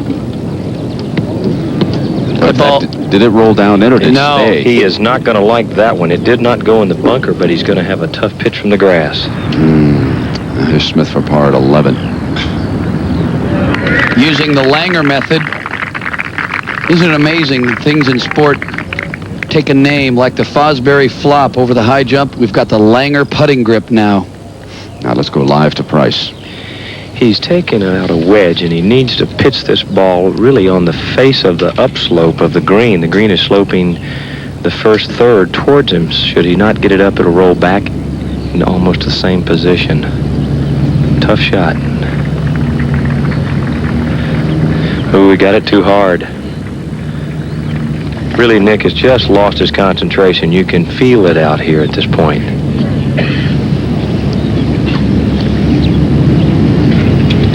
So Price slips back, and Nick Faldo, who has won 3 of the last 6 British Opens, fires a course record 63. Jack Whitaker, that was some remarkable performance by Nick Faldo and several of these other stars here today, too. Oh, indeed it was, Brent. In fact, I can't remember a major championship in which the first 2 days were as enjoyable or as dramatic, filled with tragedies and heroics. You mentioned the record by Nick Faldo. And I think what we've seen here, this is dress rehearsal, remember, the first 2 days, even the first 3 days. And the dress rehearsal has proven what history has always said about Royal St. George's, that the front 9 is easy and the back 9 is hard. What the front 9 gives you, the back 9 will take away. And we certainly saw that early today when Couples came in and bogeyed 17 and 18, and Langer bogeyed 18. We've seen it here just in the last few hours with Nick Price here, with Corey Pavin.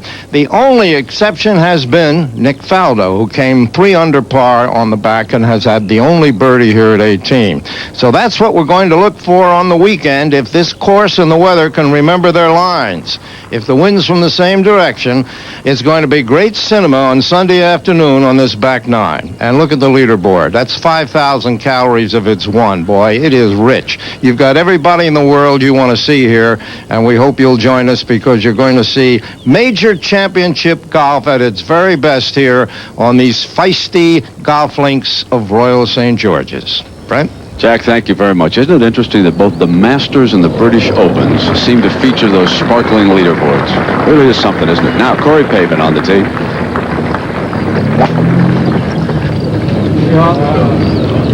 Okay. Pavin down the left side of the fairway in good shape.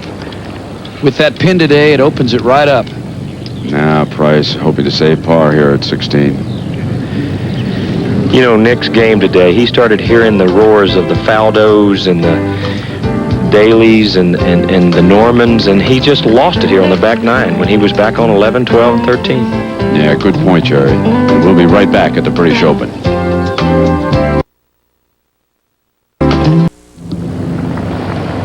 Des Smith, fine performance.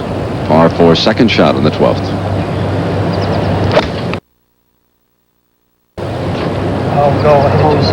Go. Urging it on, leaving it a little bit to the right. This is definitely a birdie hole. Now, Pavin's second at 18. Corey has 225 yards. I think he'll take a 3-wood. Try and let the wind help it. The wind is coming mostly in their face, but a little out of the left. So he'll play something that starts down the left-hand edge of the green and try and fade it back to that hole. You know, you talk about technology, Peter. I think it's kind of interesting that a fellow that, like Pavin, a smaller man, has not gone to graphite and he has not gone to the metal woods. He's with persimmon and steel. It makes you wonder if maybe all the new technology is just a lot of hype. Rossi Nicklaus was talking earlier about 18. He said the key to that hole today is to blow it as far left as possible. You get a free drop from the fence to the left because then that opens up the front of the green to the pin. Well, I don't know about that. It's a lot flatter over here to the right. Right. Get ready.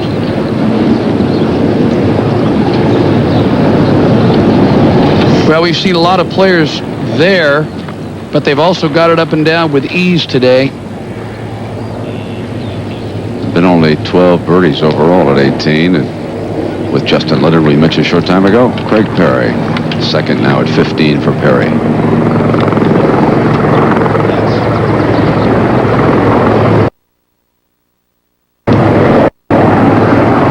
Craig Perry battling back, was +4.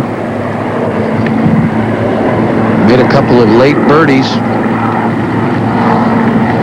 Playing the United States Tour full-time now.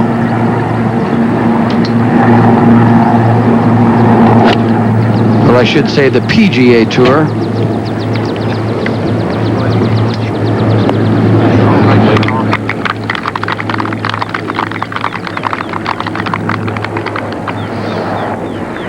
Justin's next.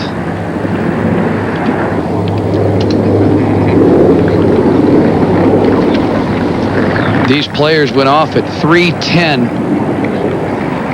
p.m. our time, so you know that those greens have been walked upon. They've been trampled a little bit.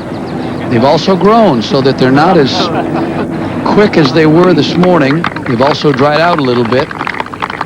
Isn't it great to see the ball run around like that? A little bowl effect that you have on the backs of these greens.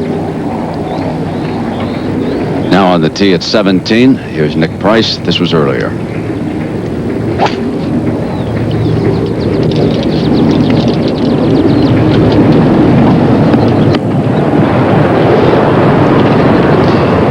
Well, it looked to me like that ball was right down the middle of the fairway.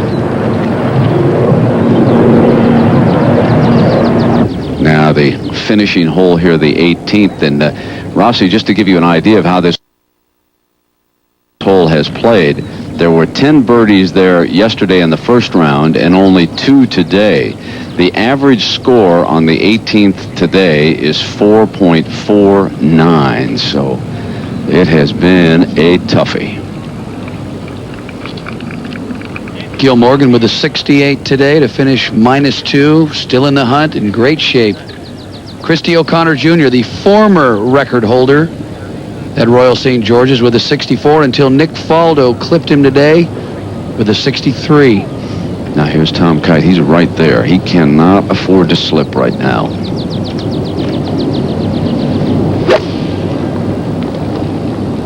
Now this is the nervous time in any golf tournament, especially a major. Tom Kite knows exactly what he has to do. Everybody knows when they tee off on Friday what the cut is going to be approximately. You get a feel for the day. How's the wind? How are the conditions? What are the scores? Kite knows that the cut's +3. He missed the cut at our Open at Baltusrol, too. Getting himself a little piece of energy here for the closing few holes.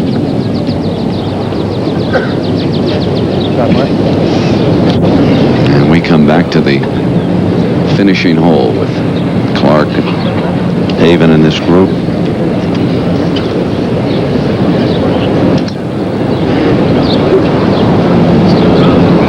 Mark McNulty is the third competitor. He played a beautiful second shot in there. I don't know how far it ended from the hole, Brent, but he was on the right-hand side and just hit a gorgeous-looking shot.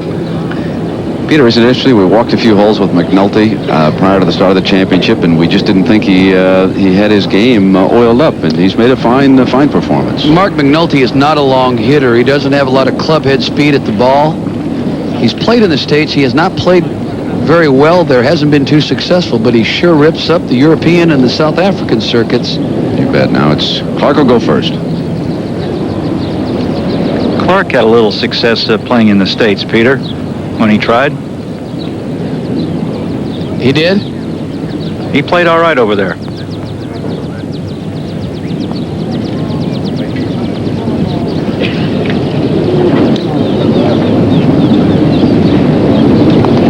It's great when the Europeans come over, Rossi. I think it's great when we can get together and share ideas and thoughts about the swing. Howard Clark's been a Ryder Cupper many times.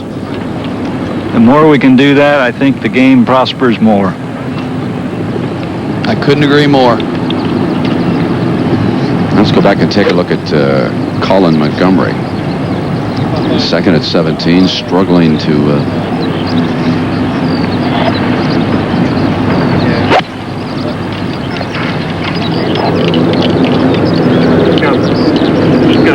Keep going. And short. Same position we saw Corey Pavin in. I think the play there is to try to land that ball short and run it up. You're dead into the face of the wind, and running the ball on the green seems to be easier at this time of the day. Now, Haven running it up at 18. Down around that hollow.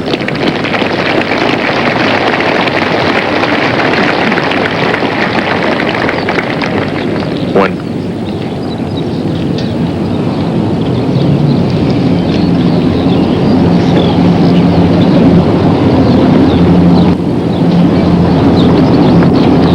As we take a look at the stands behind the 18th green, what's interesting, our broadcast position is just to the right of the screen, that big green box. It's interesting to watch as certain favored players come to the 18th. Those grandstands fill up, and the minute those players hole out, they absolutely disperse and they get empty again. It's great to watch. It's like the tide rolling in and out. Price is second at 17. From 156 yards. Wind dying down. Nick hitting a 7-iron. But it was the other Nick, Faldo, who lit it up today with a 63. Last year at Muirfield in the second round, Nick Faldo turned in a 64. He loves Fridays. The Sony rankings are now established as the world's leading golf ranking system, with the world's greatest players vying for the top honors. 1 year ago at the British Open, Nick Faldo took the #1 spot from Fred Couples. He's built a massive lead over his nearest rival, Bernard Langer, victor at the Masters and the British PGA. In third place, it's Nick Price, who's risen 20 places in the last year. Stay on top of your game with the Sony rankings reflecting every move in the world of golf. Moving up on 7 o'clock here in England, closing out the second round of the British Open Championship, Corey Pavin, who's 2 back of the leader, Nick Faldo, right now. Taking his time, being very patient here and wanting to save par on the 18th.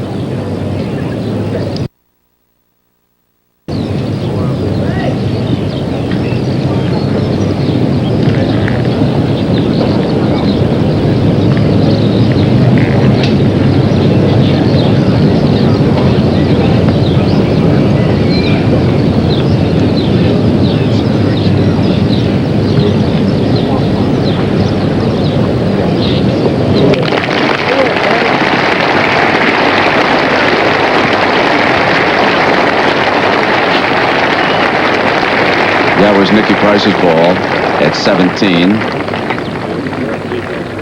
Peter, it means that Faldo and Langer right now go out together, and then Norman, as it now stands, would go off with Couples. Is that... That's exactly right. Pavin will be off with Peter Sr. to Mighty Mites. And then it looks like it's going to be Larry Mize out with Fuzzy Zeller. How attractive are those pairings for the third round of the British Open? Now Simpson's second here at 18, gone to the lumber. Good news, he's on the left side of the fairway. The bad news is he's got 229 to the flag into the wind.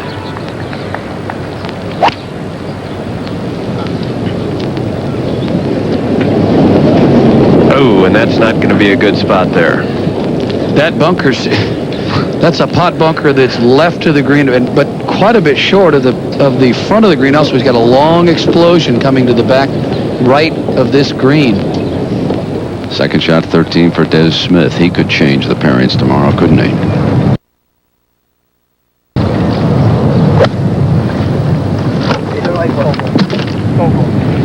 Good.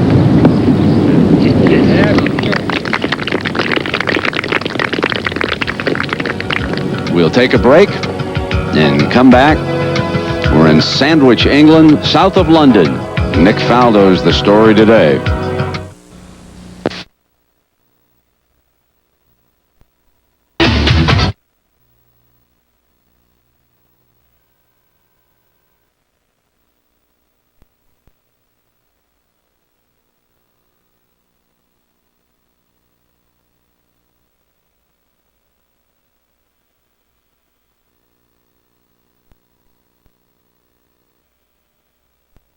Remember Suncoast Golf for the lowest discount prices.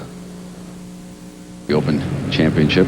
Nick Price here with par putt. He's 2 under par right now. One time he was at 4. Good save back at 14, let one get away at 16. And now he comes to the mighty 18th. You know, Brent, I'm out here on 18T, and David Ledbetter, after being with Faldo, has worked his way back out here. He deserves the credit he gets as a great teacher. He really sticks with his pupils, and he's out here watching Nick Price, asking me how he struggled. Yeah, you bet he does, Jerry. You see him over in the range, and now let's go to Sandy Lyle here. This is an 18-second shot. Another player that David Ledbetter has helped, Sandy Lyle.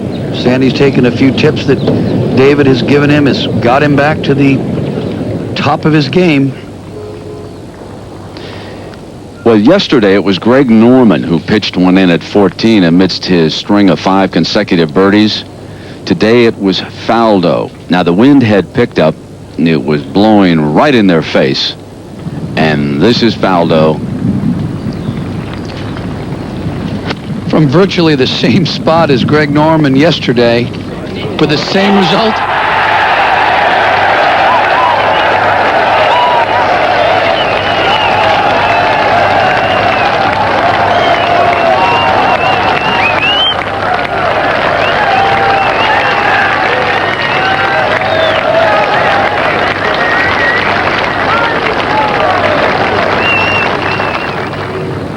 David Edwards on the tee at 18. David, not a long driver of the golf ball, but normally very straight. 18, still playing into the wind. Good news is he's 2 under today. The bad news is he has to make a birdie here to make the cut, Jerry.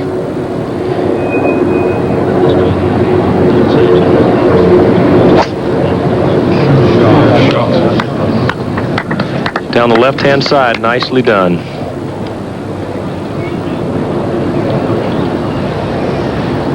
The 18th playing straight into the wind. Just about everybody we've seen now for the past hour has been hitting a long iron or a fairway wood. The 3 cross bunkers that you see are out of reach. Colin Montgomery. Colin, a long driver of the ball, using graphite shaft, Big Bertha, and he's going to let this one rip.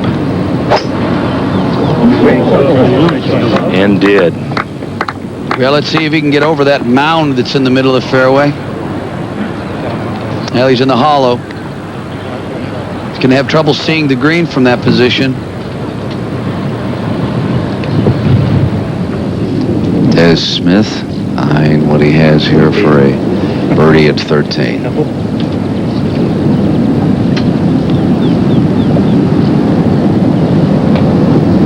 The strategy that Johnny Miller first started. His caddy, Andy Martinez, getting behind him. When Miller would line up his putt, Des Smith employing the same method. The caddy will move.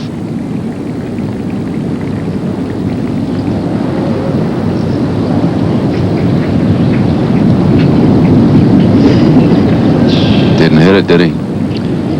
Caddy also should have whispered, "Get into the hole."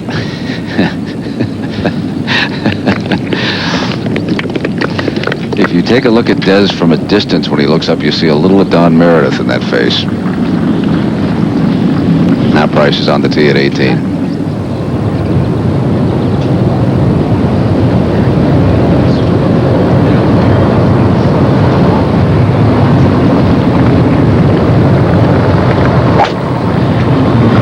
And a good swing out of Nick. That one down the middle.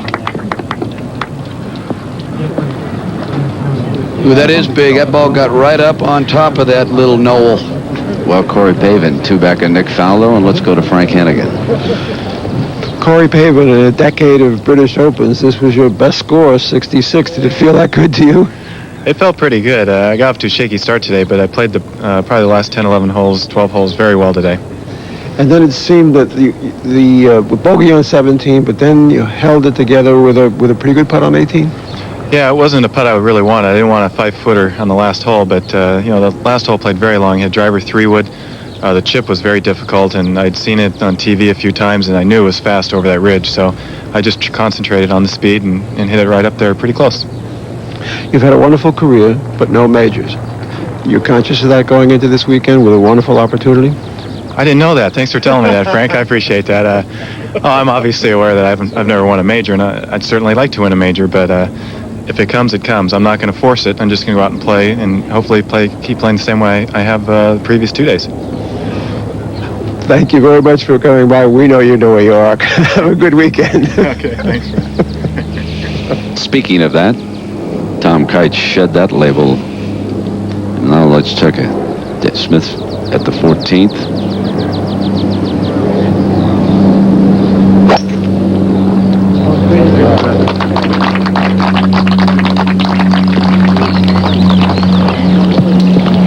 Yeah, that drive's perfect. Right down the middle of the fairway, as you can see. We've talked a lot about that white fence down the right side. It's a little deceiving. The property line is really here. That's where that white fence is. So you can see that makes the fairway quite tight. The players are playing down the left side, but the problem is over here is the thickest rough on the golf course.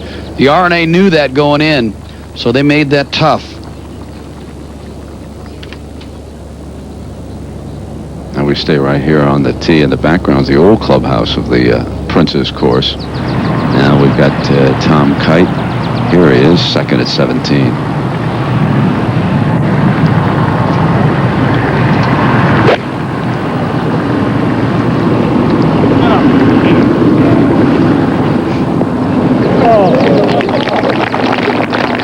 Hanging in there.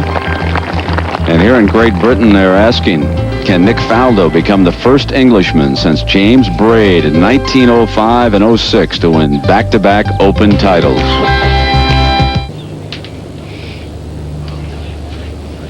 There in the background, the clubhouse here at Royal St. George's. Had an opportunity with Peter Jacobson to stroll through there and look at the collection of wonderful old clubs and past champions, and they're wondering, like everybody else, what's going to happen. And Peter, when you take a look, talk to me about the third round of a major championship. What do we look for tomorrow? A lot of it's going to depend on the weather, but you know that all these players that you see here know they have a chance to win the Open.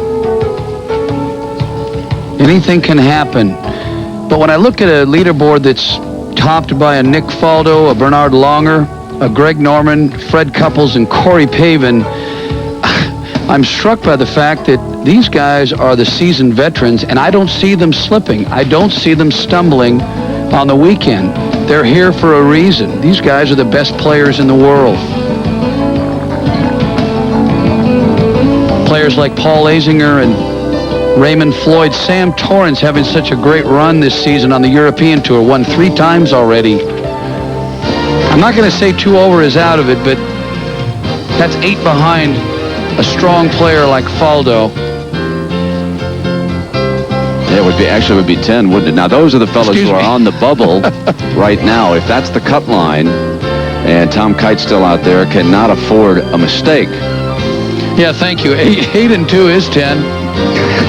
My personal favorite, Ian Garbutt. Can you imagine if his parents named him Sigmund? His name would be Sig Garbutt. That'd be a personal favorite of Chris Berman. He'll use that on one of his sports centers, I'm sure. Of course, that'll be coming up later today on ESPN, and all these fellas will be home for the holiday.